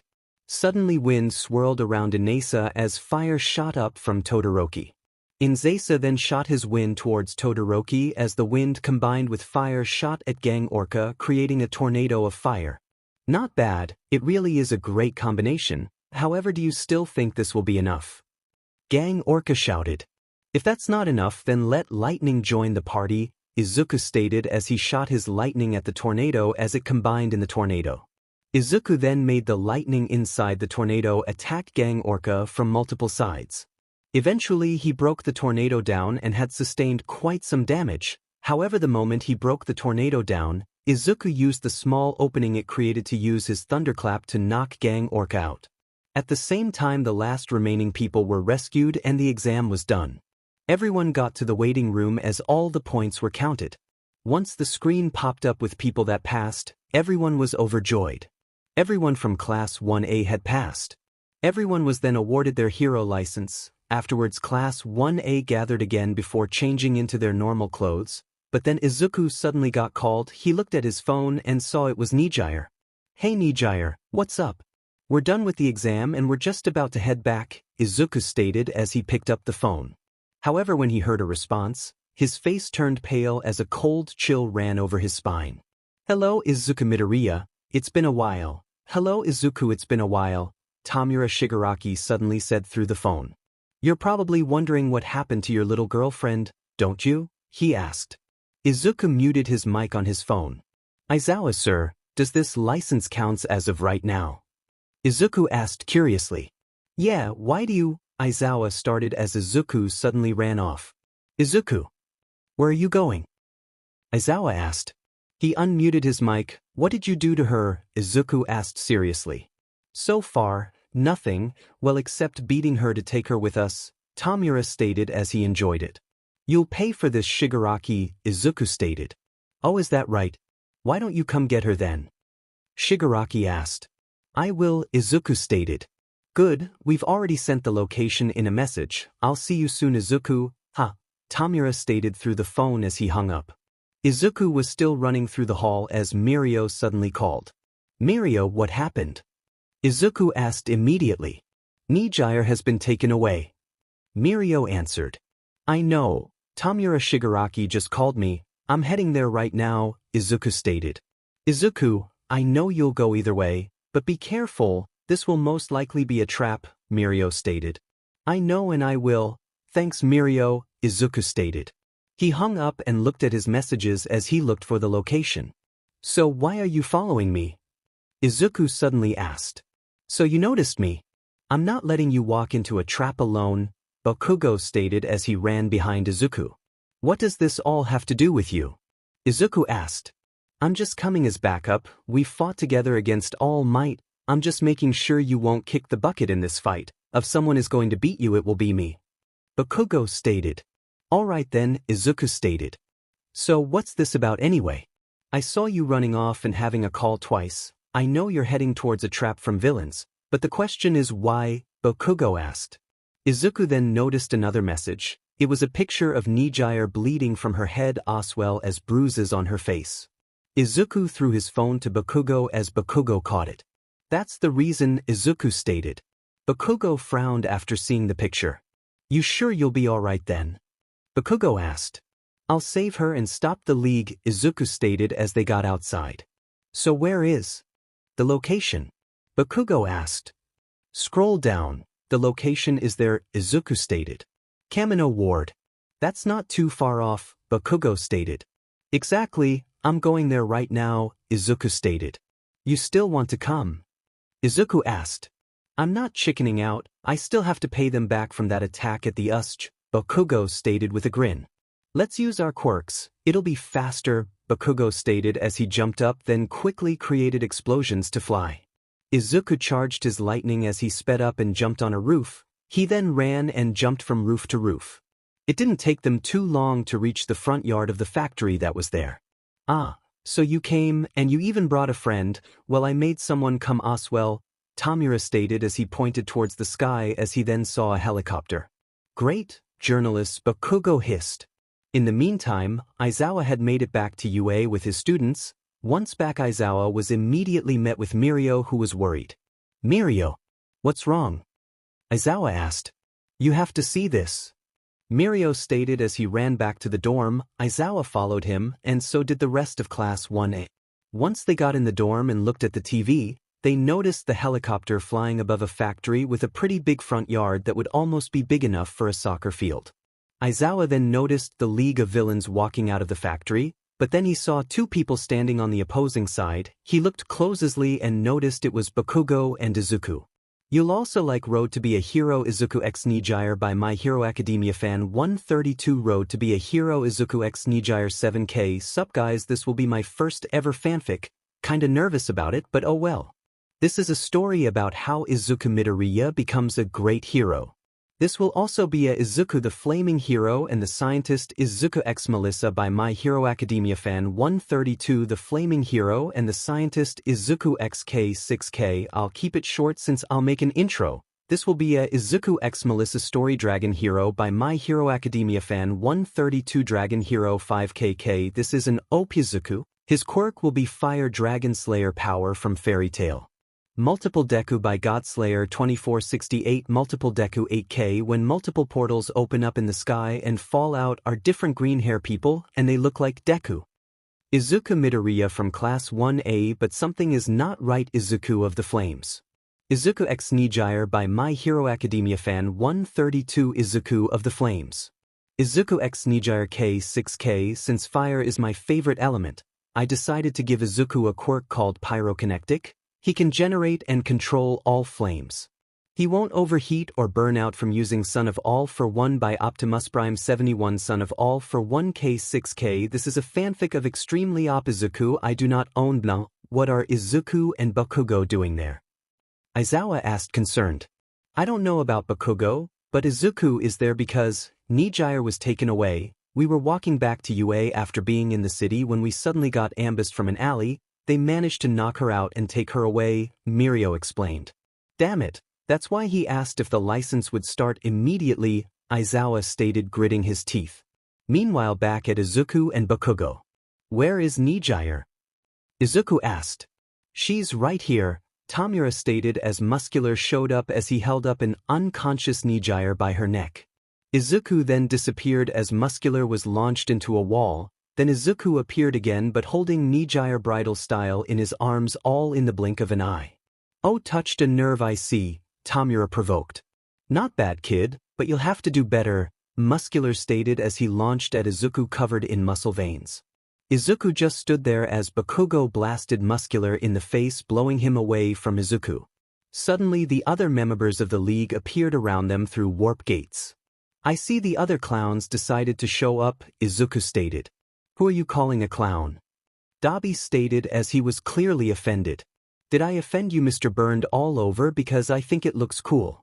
Izuku stated. You really dare provoking us? Muscular asked. Shut up, Scarface, Izuku said, pissed. Guess you really got to him this time, Tamura, Toga stated. You'll soon regret doing this to her, Izuku stated, pissed. Oh yeah. And how will you make us regret it? Tamura asked as more portals showed up as the 4 Nomus walked out. You're completely surrounded and outnumbered, and you have to protect that girl, Tamura stated, amused. Underestimating us will be what makes you lose, 𝗵𝗃𝗲 stated, making small explosions. Luckily, both Izuku and 𝗵𝗃𝗲 still had their hero suits on. This gives them a little advantage, but that didn't take away that they were heavily outnumbered with the injured Nejire. You're an easy picking with this many people and that girl, Muscular stated. Time for some payback from last time, he added. I don't need my hands to kick your butt, Izuku provoked. Big words for a corpse. Muscular stated as he charged at Izuku again. Suddenly Izuku disappeared and appeared again, but when he did he kicked Muscular in the stomach as he then kneed him in the face and he kicked the back of his head, launching him towards 𝗵𝗃𝗲, who literally blew an explosion in his face, then slamming Muscular in the ground. You were saying? Izuku asked, still holding Nejire. Suddenly the 4 Nomu started attacking. I'll take care of those, 𝗵𝗃𝗲 stated. He first flew towards the first, giving it a barrage. He dodged the second Nomu's punch, grabbed its fist and slammed it into the ground. He placed his hand over his shoulder and shot an explosion towards the 3rd Nomu in his back. Then he threw a big explosion towards the 4th. 𝗵𝗃𝗲 was handling them easily. Eventually he got them in one spot and pulled the pin from his gauntlet, destroying them completely. That takes care of them, 𝗵𝗃𝗲 stated. 𝗬𝗵𝗵 then shot his flames at 𝗵𝗃𝗲, but he blew an explosion towards them without looking, creating a smokescreen. Suddenly Izuku shot through it, kicking him in the head. Izuku then launched towards Toga as he kneed her in the solar plexus as she gasped for air. He then kicked her to the head, launching her at twice as he drop-kicked both of them into the ground. 𝗵𝗃𝗲 had blasted Compress, harshly knocking him out, as well as destroy Magna and Spinner's weapons. He then grabbed their heads and smashed them against each other as he then blew them both away. That just leaves you and Kurohige, Tamura Shigaraki, Izuku stated, and would you look at that, We beat your entire group with ease, even while holding Nejire like this, he added as Nejire slowly opened her eyes. Ow, my head, Haruzuku. Why are you here? What happened? Where are we? What am I doing here? Oh yeah, you had the license exam, how did it go? Wait, what's going on? She bombarded him with questions. Suddenly the factory exploded and a man flew up from the smoke. It seems we underestimated their strength. Tomura Shigaraki, you can pull back with your group, I'll take care of things here, the man stated. But 𝗵𝘃𝗧𝗏, we can still fight. And your body isn't strong enough to fight anymore. Tomura stated. They will easily defeat you too as well as you are now, you have to pull back, get stronger and fight again, the man stated. Are you the final boss here? 𝗵𝘃𝗲 asked. Yes, I'm the boss of the League of Villains, but you may call me 𝐴ll-for-one, the man stated. Izuku placed Nejire on the ground as Izuku concentrated on 𝐴ll-for-one, something about him gave him a bad feeling. Now Kurogiri, I want you to take them all away to a faraway distance, 𝐴ll-for-one stated. I will, sir. Kurogiri stated as he warped the knocked out members while creating a warp behind Tomura and himself. Please Tomura Shigaraki, we have to go now, Kurogiri stated. Teach, I'll be back Izuku, the next time I will kill you. He stated before walking off. Youth, they can be so bold at time, but he was naive to think he could beat you as you are now, Izuku Midoriya, 𝐴ll-for-one stated. You seem to know about me, just what do you know? Izuku asked. About you. Almost everything from the moment you know about your quirk, to the attacks from the villains, to you joining UA, I even know about what your mother did for you, 𝐴ll-for-one stated as Izuku's eyes widened. My mother, where is she? What did you do to her? Izuku shouted. Izuku, calm down, please, Nejire stated as she placed a hand on his shoulder. Answer me, damn it. What did you do to her? Izuku asked again. Nothing yet, 𝐴ll-for-one stated as he held out his hand. Suddenly black matter appeared in front of him as suddenly Izuku's mother appeared. She started coughing as the dark matter also shot out of her mouth. Izuku shouted. Izuku's mother was panting. 𝗵𝘃𝗏 then grabbed her neck before she fell to the ground. Let my mother go. Izuku stated. You know, I've kept her alive just for this moment, 𝐴ll-for-one stated. What do you mean? Izuku asked with wide eyes in surprise.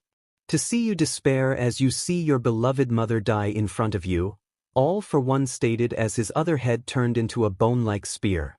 𝐴ll-for-one then pierced Izuku's mother from behind as the bone-like spear went through her body. His mother was shaking heavily from the pain as she had tears in her eyes. She had tears in her eyes as she then coughed. Mom, no, Izuku stated with tears in his eyes. 𝗵𝘃𝗏, Nejire and everyone watching was looking horrified, gawking and wide-eyed. 𝐴ll-for-one then released his mother as she fell to the floor. Izuku took a few steps. Mom? Izuku stated, still shocked as he couldn't believe it. Suddenly 𝐴ll-for-one created a strong move which exploded on top of Izuku's mother as Izuku's eyes widened after seeing that. When the smoke cleared, Izuku's mother was gone. Mama. Izuku shouted.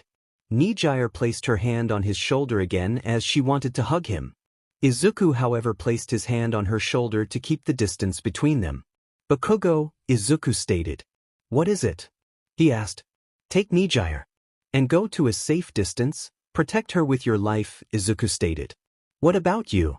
𝗵𝘃𝗏 asked. Just go. Izuku stated with pure rage. 𝗵𝘃𝗏 got a cold chill after hearing that. He quickly grabbed Nejire's arm as he then ran off. Eventually they used their quirks and landed on a roof far enough to be out of range, but close enough to see. First you attack me when I'm a little kid, then you send villains after me for years. You kidnap and hurt my girlfriend and then kill my mother right in front of me, Izuku stated. Those are decisions you're going to start regretting right now, Izuku stated as he looked up with glowing eyes. Suddenly lightning spiked from Izuku's body. Strong, thick lightning swirled around his body as it also shot around him in the area. Wow, Nejire said. I've never seen him like this, she stated. That's because Izuku has been pushed over the edge just now. What we see now is probably his full power, 𝗵𝘃𝗏 stated as he sweated nervously. This is bad, 𝐬𝐳 stated as he watched the lightning shooting from Izuku. What's happening to Izuku? Momo asked concerned. He's pissed and probably using his full power right now, 𝐬𝐳 explained. You mean he's always been holding back? 𝗧𝗏 asked. 𝗧𝗏, really? Look at the screen. Do you think he could go full power if that happens with us around? Iida stated. So that's why 𝗵𝘃𝗲 and Nejire retreated, Mirio stated. He may have power now, but there is no way to back him up like this, Tamaki stated. Let's just watch and hope for the best, 𝐬𝐳 stated, clenching his fists. Your name is 𝗓𝗏, right? Izuku asked as he was barely able to speak from his rage. Izuku's eyes were filled with rage, but he also had still tears in his eyes. Today will be the day that you're going down for good, Izuku stated. I'd like to see you try, boy, 𝗲𝗏 stated as he disappeared. Izuku slapped his hand behind his shoulder as he blocked a kick. He then grabbed in front of him and grabbed 𝗲𝗏's punch. He then kicked 𝗲𝗏 in the gut. Izuku then created a lightning bolt in front of 𝗲𝗏's face and shot it at point-blank range. 𝗲𝗏 got launched away as Izuku suddenly shot from above as he kicked 𝗲𝗏 into the ground with both his legs. He then grabbed the weird mask and lifted 𝗲𝗏 up. Lightning clap, he stated after placing his hand on 𝗲𝗏's chest. Once the attack hit, 𝗲𝗏 suddenly coughed up BLD. In case you're wondering, this is different from my usual thunderclap. Thunderclap makes the nerves and muscles numb. It can knock a person out. Lightning clap is an offensive attack and attacks a person from inside out. That attack just now was an attack at your lungs, Izuku stated. 𝗓𝗏 quickly used an air cannon at Izuku, who was then blown away. Dark matter.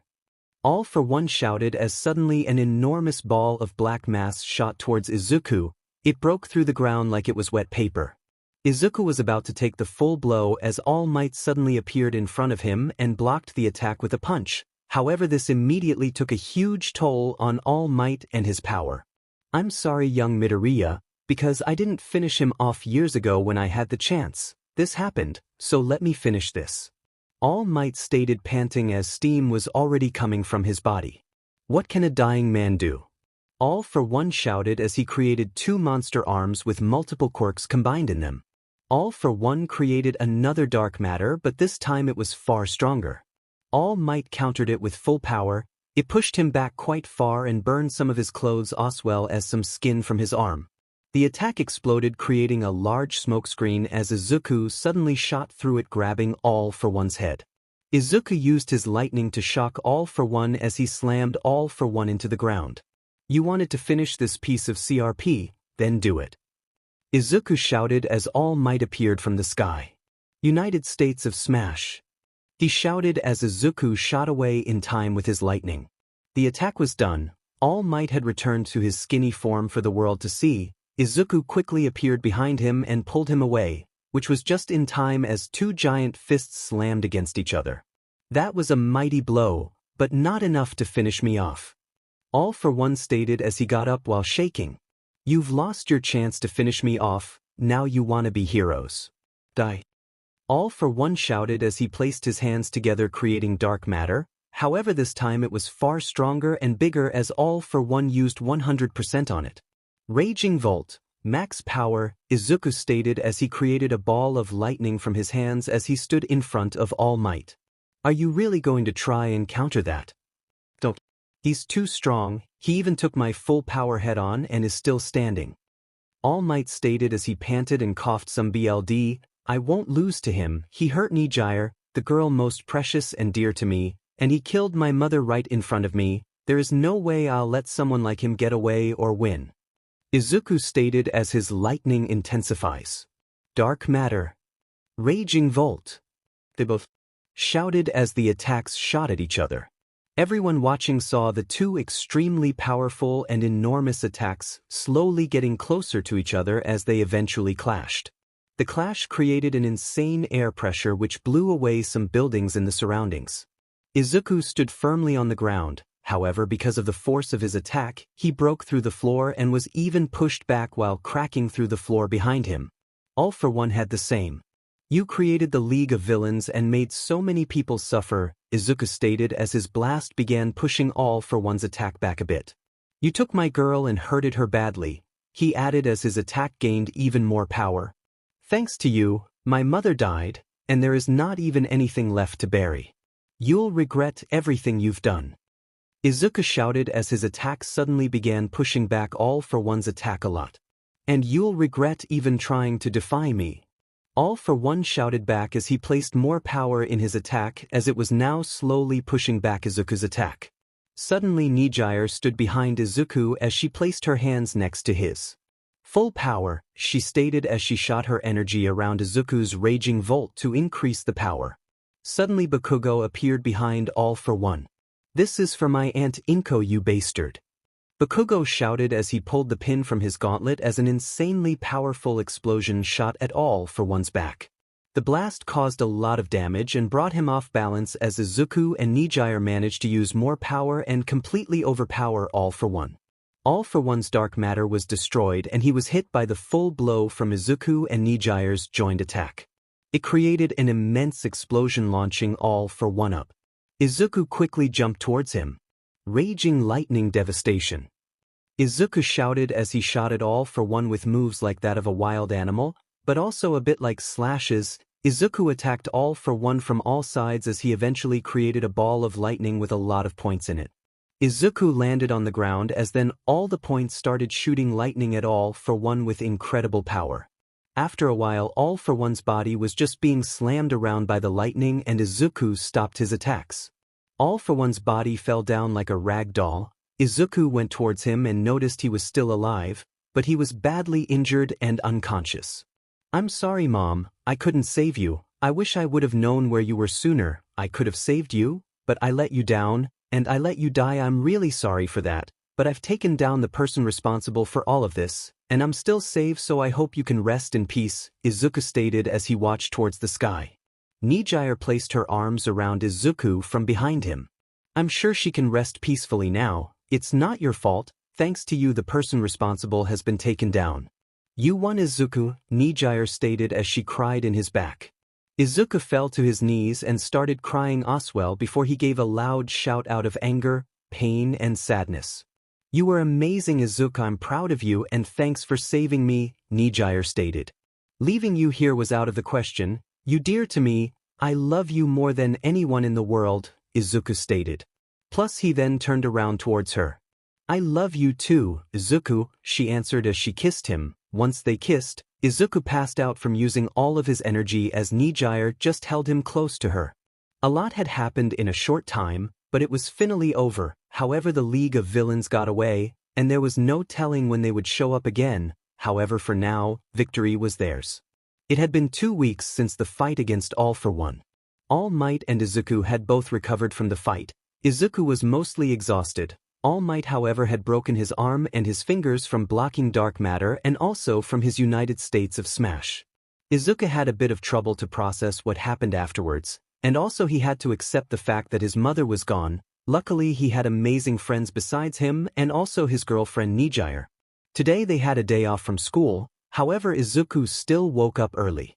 He got out of bed, put on his clothes, went downstairs and grabbed some food. Afterwards he went outside for a walk. Eventually he reached his usual spot in the park and laid on his back with his hands behind his head and his eyes closed. I see you're here again, Nejire stated. Good morning, Nejire. Yeah, even though we have a day off, I still wasn't able to sleep longer, Izuku stated as he sat up. Nejire sat down as well but sat against him with her head against his. You're still thinking about it, aren't you? She asked. Izuku slightly nodded. Nejire took her head off of his and grabbed his chin with her thumb and index finger as she then made him look at her. Don't worry about it, you got the person who did it, and I'm sure she's happy that you're safe. She wouldn't want you to feel so bad the whole time. She protected you so you could be happy, and so you could take care of me, Nejire stated. She did it so I could take care of you. Izuku asked, confused. Well, not really, but still you have to take good care of me, you know, Nejire teased. You know I will, Izuku stated as they placed their foreheads against each other as they then kissed softly. So what brings you here this early in the morning? Were you worried about me? Knowing I would probably come here because I was thinking about that day again. Izuku asked after they broke away from the kiss. To be completely honest, you're right, Nejire stated a bit sadly. You worry too much, Izuku stated as he pulled an arm around her and held her close. I know, but I can't help it. I'm in love with someone who is quite reckless, so I just can't help worrying at times, she stated. Well, I'm not reckless now, Izuku said.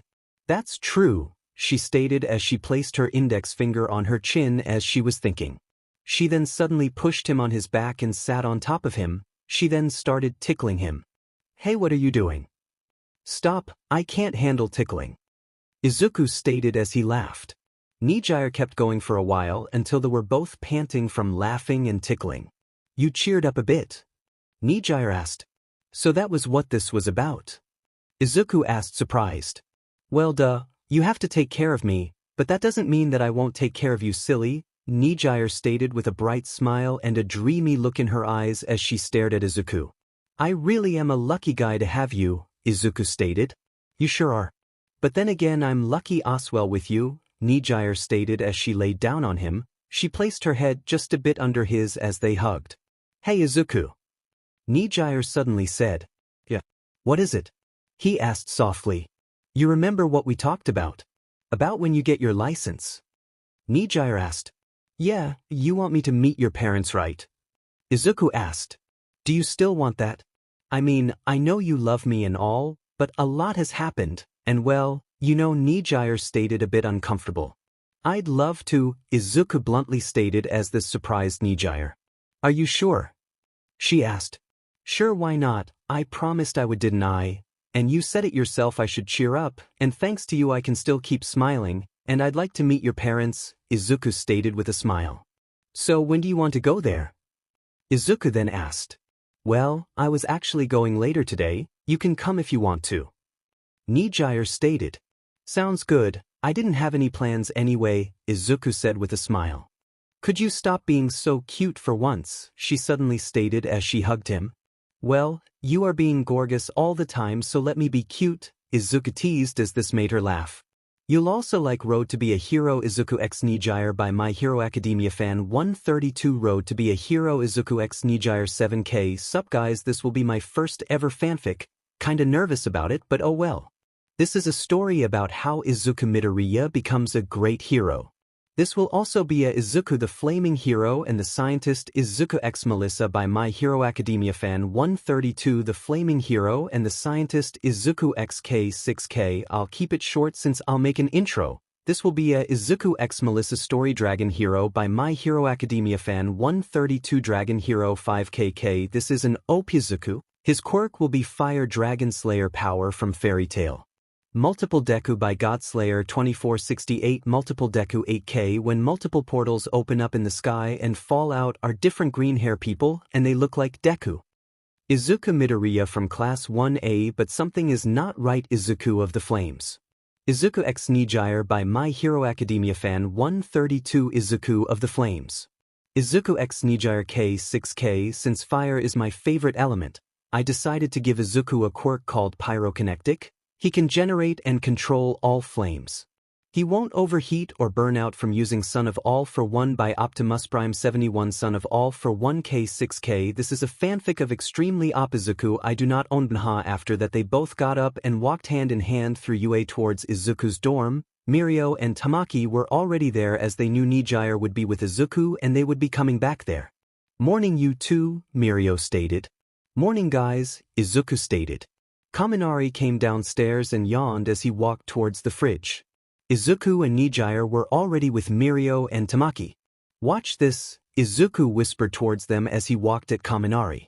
Morning Kaminari, Izuku stated. Ah, good morning Izuku, Kaminari stated as he stretched. Izuku activated his quirk and touched Kaminari's finger as Kaminari suddenly released all the lightning in his body and fries his brain just at the moment Jiru comes downstairs, who begins laughing. Mirio, Nejire and Tamaki started laughing as well. Yeah, Kaminari stated with a strange face. If my quirk makes contact with Kaminari, this happens, Izuku stated, feeling a bit guilty. Jiru was still laughing as Mirio, Nejire and Tamaki calmed down. Suddenly the others came downstairs.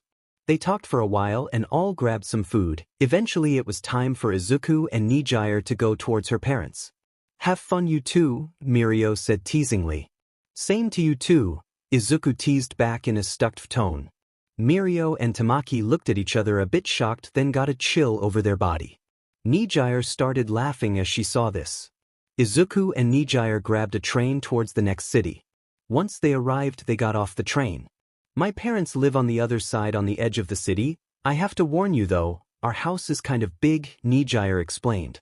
How come? Izuku asked.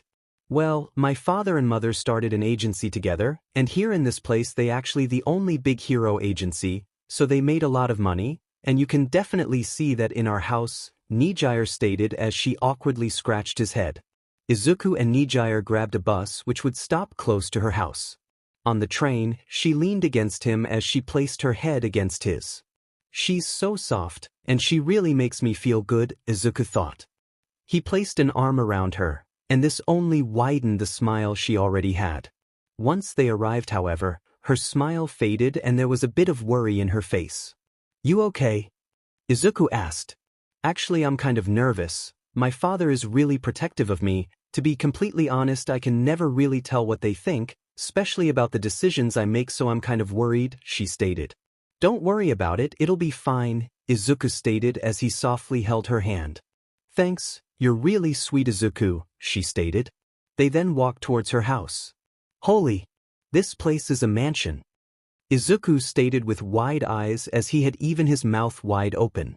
Nejire smiled at his reaction as she walked towards the door, however she noticed Izuku wasn't following her. When she turned around, she still saw him mouth wide open with wide eyes looking at the place. I feel totally broke if I see this, Izuku then stated. Sorry, we can still turn back if you want to. Nejire stated a bit sadly. No way, I'm meeting your parents. You can't make me change my mind, Izuku stated with a smile as he then walked towards her. You know, it's kind of funny how you can change moods so easily, also kind of cute. You go from calm to shocked to calm again, but the best thing is, no matter what you do, you make me feel happy and you give me an amazing feeling, she said. Glad to hear it, Izuku stated as they then walked towards the door. Nejire knocked as not long after, someone opened the door. However, when the door opened, Izuku was completely in shock. The person that opened the door almost looked completely like Nejire, just a bit older. Nejire, it's been a while, how have you been doing, dear? The women asked. Hi mom, I've been doing well, how about you? Nejire asked. We are doing great as well. Oh my, who is this handsome young man you brought? Nejire's mother asked. Mom, this is Izuku, Nejire said as she pointed at Izuku but then noticed him surprised. What's wrong, Izuku? Nejire asked, curious as her mother looked just as curious. Is she really your mother or just you from the future? Izuku asked, still surprised. I like this one. No dear, I'm really Nejire's mother, the mother stated as she and Nejire started laughing. Why don't you two come in? She stated as Izuku and Nejire then walked inside. Once Izuku stepped inside, he froze in place from shock as he saw the hall. It had a big curving stairs to the next floor. My god, even the hall is bigger than the house I used to live in, Izuku stated with wide eyes. Izuku, you coming? Nejire asked. When she came back, she noticed Izuku frozen in place staring around. She grabbed his hand and pulled him to the living room. You really used to live here? Izuku asked. Yeah, why? Nejire asked, curious. Your hall is bigger than the place I used to live, and it's almost bigger than the calm men are from the dorms, Izuku stated. Well, yeah, I guess now that you mention it, Nejire stated. Also, where did your mother go? Izuku asked. Did you miss me already? Her mother joked as she walked inside. She went to get my dad, Nejire sighed. Don't worry, Izuku said silently, so only Nejire heard as this placed a small smile on her face. Nejire. It's good to see you again, child. Her father stated as he walked inside. Nejire walked towards her father and hugged him. It's good to see you again too, Dad, she stated. Who might this young man be? Her father asked, curious towards Izuku. Hello, sir, I'm Izuku Midoriya. Nice to meet you, Izuku stated kindly. Nejire's father held out his hand. Izuku grabbed his hand and shook it. He then felt the father grabbing his hand more tightly, so he did the same, thinking the man was testing him, and he actually was. After the hand shake, the father smiled at him. Alright, let's all sit down and talk, her father stated. Do you two want anything to drink? Her mother asked. No thank you, they both said in unison. They then looked at each other and had to smile. You know Izuku, you look very familiar, the father stated. You're right, now that you mention it, Nejire's mother added.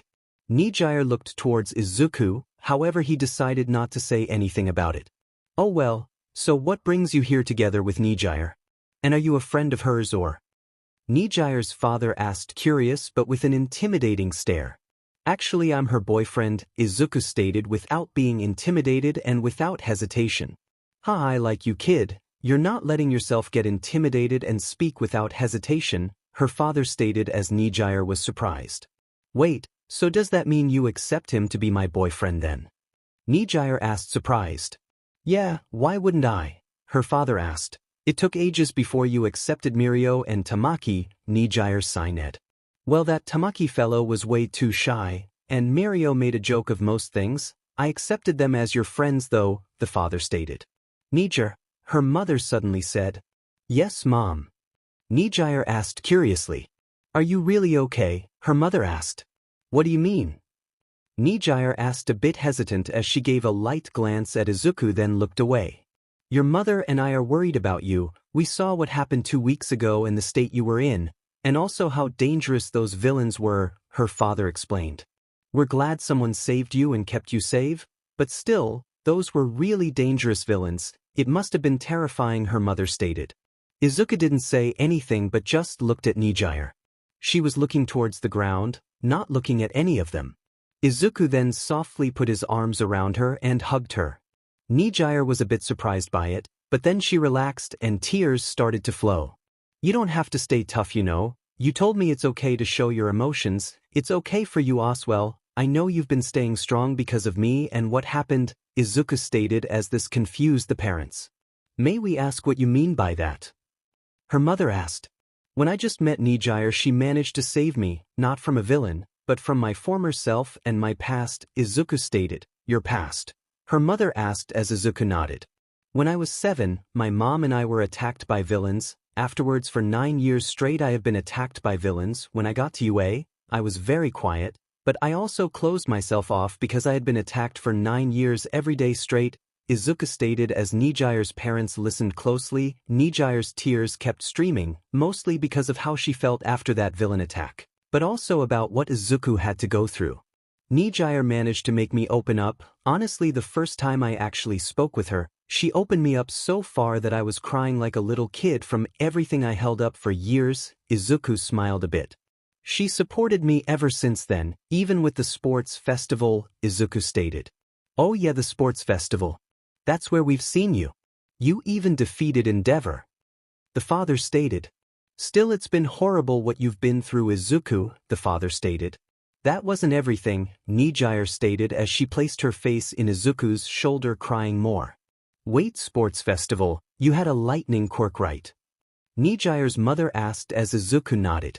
Wasn't it a boy with a lightning quirk and explosions that saved Nejire? Her mother asked her father. You're right, Izuku stated. Those 2 boys were 𝗵𝘃𝗀 and I.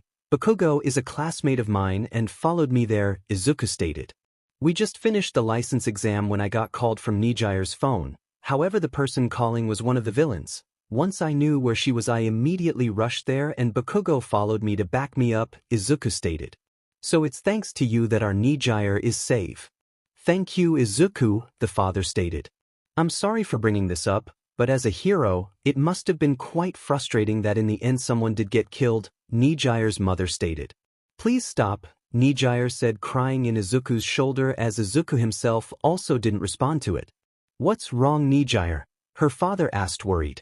The person that got killed was my mother, Izuku stated as Nejire, her parents gasped. I'm so sorry for bringing it up, Izuku, Nejire's mother stated. It's alright, I have to accept the fact that she's gone. She managed to make me escape when I was 7. I'm just glad we got the person who did it, Izuku stated. Still, you were fighting bravely, your lightning really was powerful, you even fought against a blast that almost killed All Might, the father stated. Are you both okay now though? The mother asked. Actually, I'm not, and I know Nejire is not. She's holding herself strong for my sake, just because I lost my mother like that. However, I already knew she also wasn't okay. I tried cheering her up at times, but that was only temporarily. However, I think it finally got out of her now, Izuku said as he held her tightly. Nejire was still sobbing. I'm pathetic, I'm supposed to be a hero, and look at me cry after what happened, Nejire stated. You're not pathetic, Nejire. Everyone would be scared in such a situation, her mother stated. Izuku and 𝗵𝘃𝗲 weren't, they came without hesitation even knowing it was a trap, Nejire stated. We were scared too, and just like you, after then I cried Oswell because of the stress, my worries for you and losing my mother. There is nothing wrong with having feelings or crying once in a while, but it doesn't make you pathetic. Everyone was specially scared against the boss, even All Might and I, everyone, Izuku stated. Nejire kept sobbing for a while. Afterwards, Nejire's mother went to make dinner and Izuku, Nejire and her father talked some more. After dinner it was time to head back. Please take good care of our daughter Izuku, we know that she's in good hands with you, her father stated. I will, sir, I'll give my life to protect her, and if someone manages to take her away somehow, I promise, no matter where I have to go and no matter what happens, I will bring her back alive and safe. Izuku stated seriously, holding up his fist.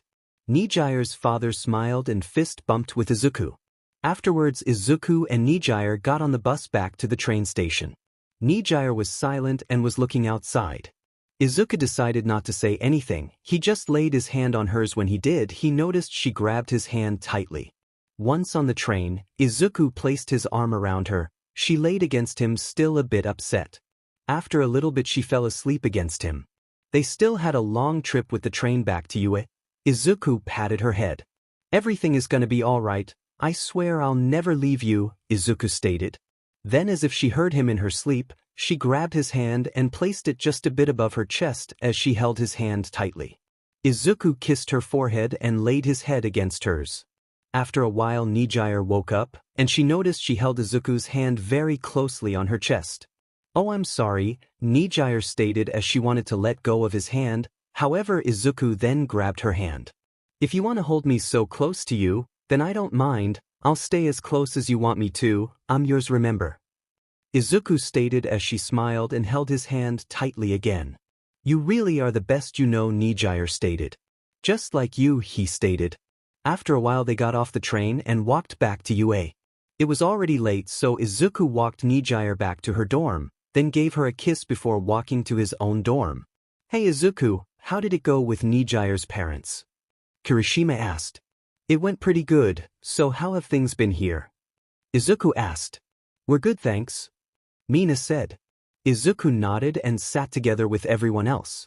They talked some more when Izuku suddenly walked off. After a while, Azui noticed that Izuku was gone. Where did Izuku go? She asked. I saw him walking upstairs a little while ago, Todoroki stated. That's nothing like him, walking off without saying anything, she stated, placing a finger at her chin. She walked upstairs to his room and knocked. Izuku, are you there? She asked, but no response. Momo then also got upstairs. No response, Azui stated. Is the door locked? Momo asked. Azui then tried opening the door, and it did, however no one was inside. Maybe on the roof, Azui stated.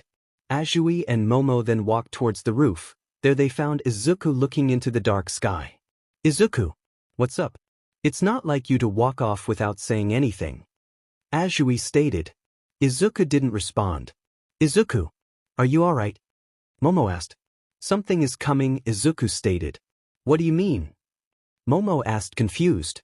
I don't know when or where or who it is, but something or someone is coming, I can feel it, Izuku stated. Are you sure? Azui asked as Izuku nodded.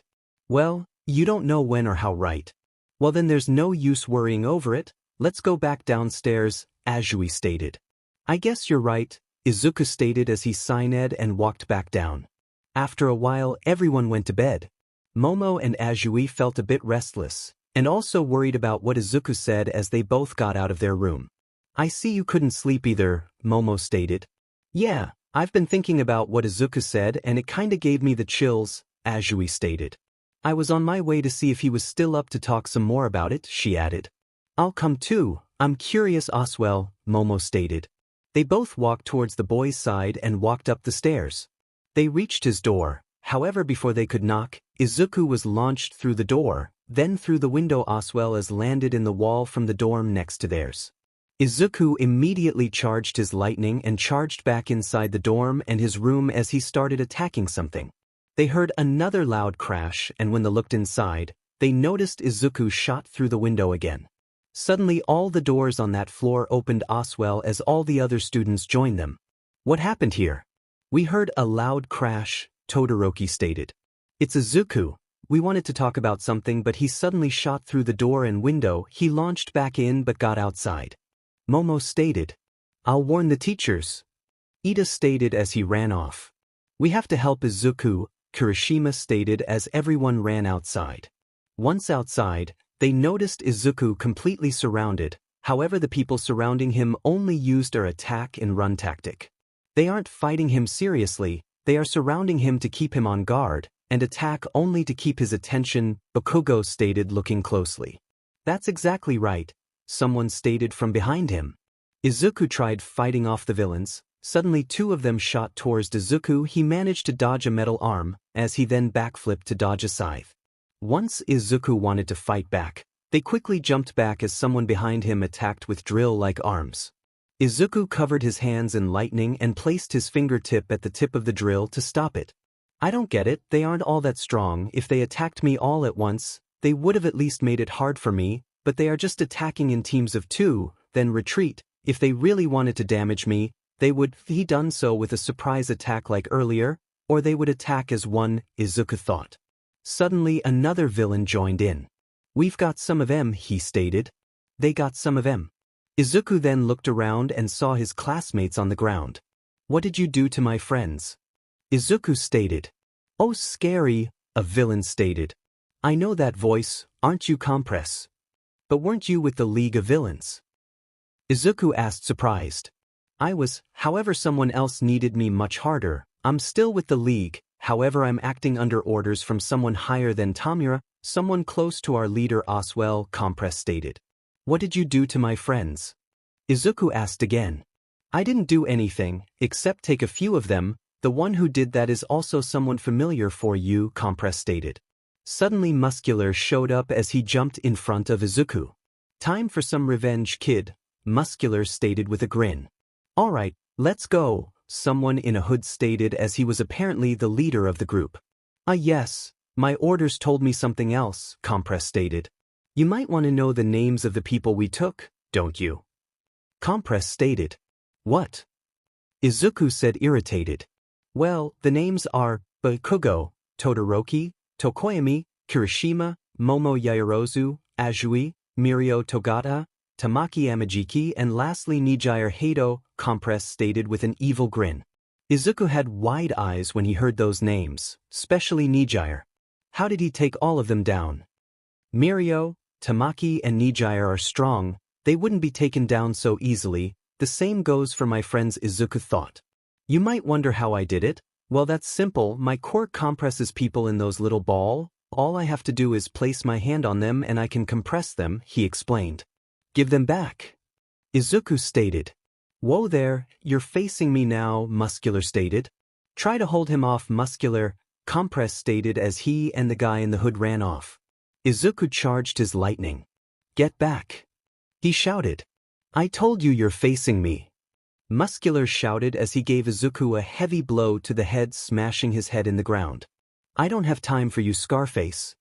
Izuku stated as he got back up and punched Muscular in the face as he was also struck by lightning. Raging Volt. Izuku shouted as he shot it right at Muscular's face. Izuku then ran after 𝗵𝗲 and the hooded figure, however the people that surrounded him had also followed them. 𝗵𝗲 and the villains that surrounded him all put on a hood and kept making their way. Izuku jumped on a roof, he ran over it then zapped to another roof while following them.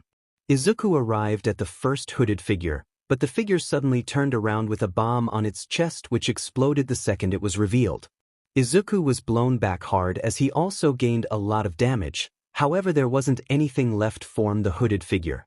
Damn it, I never expected them to blow themselves up like that, Izuku panted. He was hurt pretty badly from the heavy hit and the explosion. He quickly went back after them and even shot his lightning at them from a distance, but they managed to dodge him every time. Izuku tried going faster as he did manage to get closer. However, they reached a shore. He noticed there was a small boat there. Damn it, if they reach that boat it's over. I can't let them get away, Izuku thought. Izuku then managed to grab one of the hooded figures and stop the bomb by sabotaging the electronics inside of it with his own lightning. He then smashed the hooded figure to the ground and used his thunderclap to knock him out. He then immediately went after the others.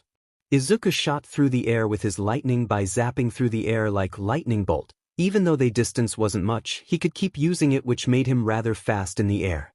Izuku made it at the last second, but then Compress turned around. "I've got a present from the burned clown for you," he said as he undid his quirks on one of the ball as suddenly blue flames shot out directly at Izuku. Izuku was blown back. By the force, Izuku managed to cover himself in lightning as the person with drill-like arms smashed his drill at Izuku's stomach. He managed to avoid being pierced, however the drill still did a lot of damage. "We'll be waiting for you," Compress stated before they got on the boat and quickly made their way over the water. Izuku undid his lightning and was coughing blood from all the damage. He was bleeding all over his body and head. He managed to get up and stumbled towards the villain he knocked out, however once he reached the villain he passed out. Hours later, Izuku woke up, but he wasn't close to the shore anymore. He was in an oddly familiar room. When he looked around he noticed Recovery Girl, Aizawa, All Might, Midnight and Nizu. "How did I get here?" Izuku asked weakly. Izuku, thank goodness you're back up. I was afraid we lost you as well," Nizu stated. "What do you mean?" Izuku asked. "The students were taken away by the villains," Aizawa stated, gritting his teeth. "I failed," Izuku stated as he laid back down. "Actually you didn't," All Might stated seriously. "What do you mean?" Izuku asked. "They might have gotten away with some students, however you managed to capture one of them, and All Might here recognizes him," Midnight stated. "You do?" Izuku asked, surprised. "I do. I was following leads on finding 𝐴ll-for-1 to take him down. When I got to an island not too far from where we found you, you can only go there on a boat. The island is enormous, but in the center there is a city. Everything around it is covered by a forest." All Might explained. "I've been there before, however, it's nothing like it seems. It's supposed to be a vacation resort. There are heroes on the street and the criminal rate is close to zero. However, those heroes aren't heroes at all," All Might stated. "I asked their help to get a certain villain. However, before I noticed it, I was surrounded and attacked by a whole group of them," All Might stated. "I was lucky to get out alive, but I managed to find something out," All Might stated. "What did you find out?" Izuku asked seriously. "The person that leads that island is 𝗷-for-1's direct comrade. He isn't like Tamura who serve under 𝗷-for-1. This person is equal to 𝗷-for-1, at least that's how they see each other. He's more like a brother to 𝗷-for-1 than anything else," All Might explained. "I see," Izuku stated as he got up and walked outside. "Where are you going?" Midnight asked. Izuku ran towards the school, then towards his classroom. Suddenly Aizawa's binding cloth shot around Izuku. "Just what are you planning to do?" Aizawa asked. "I'm getting my hero suit," Izuku stated. "I can see that, but why?" Aizawa asked. "Because I'm going to get them back."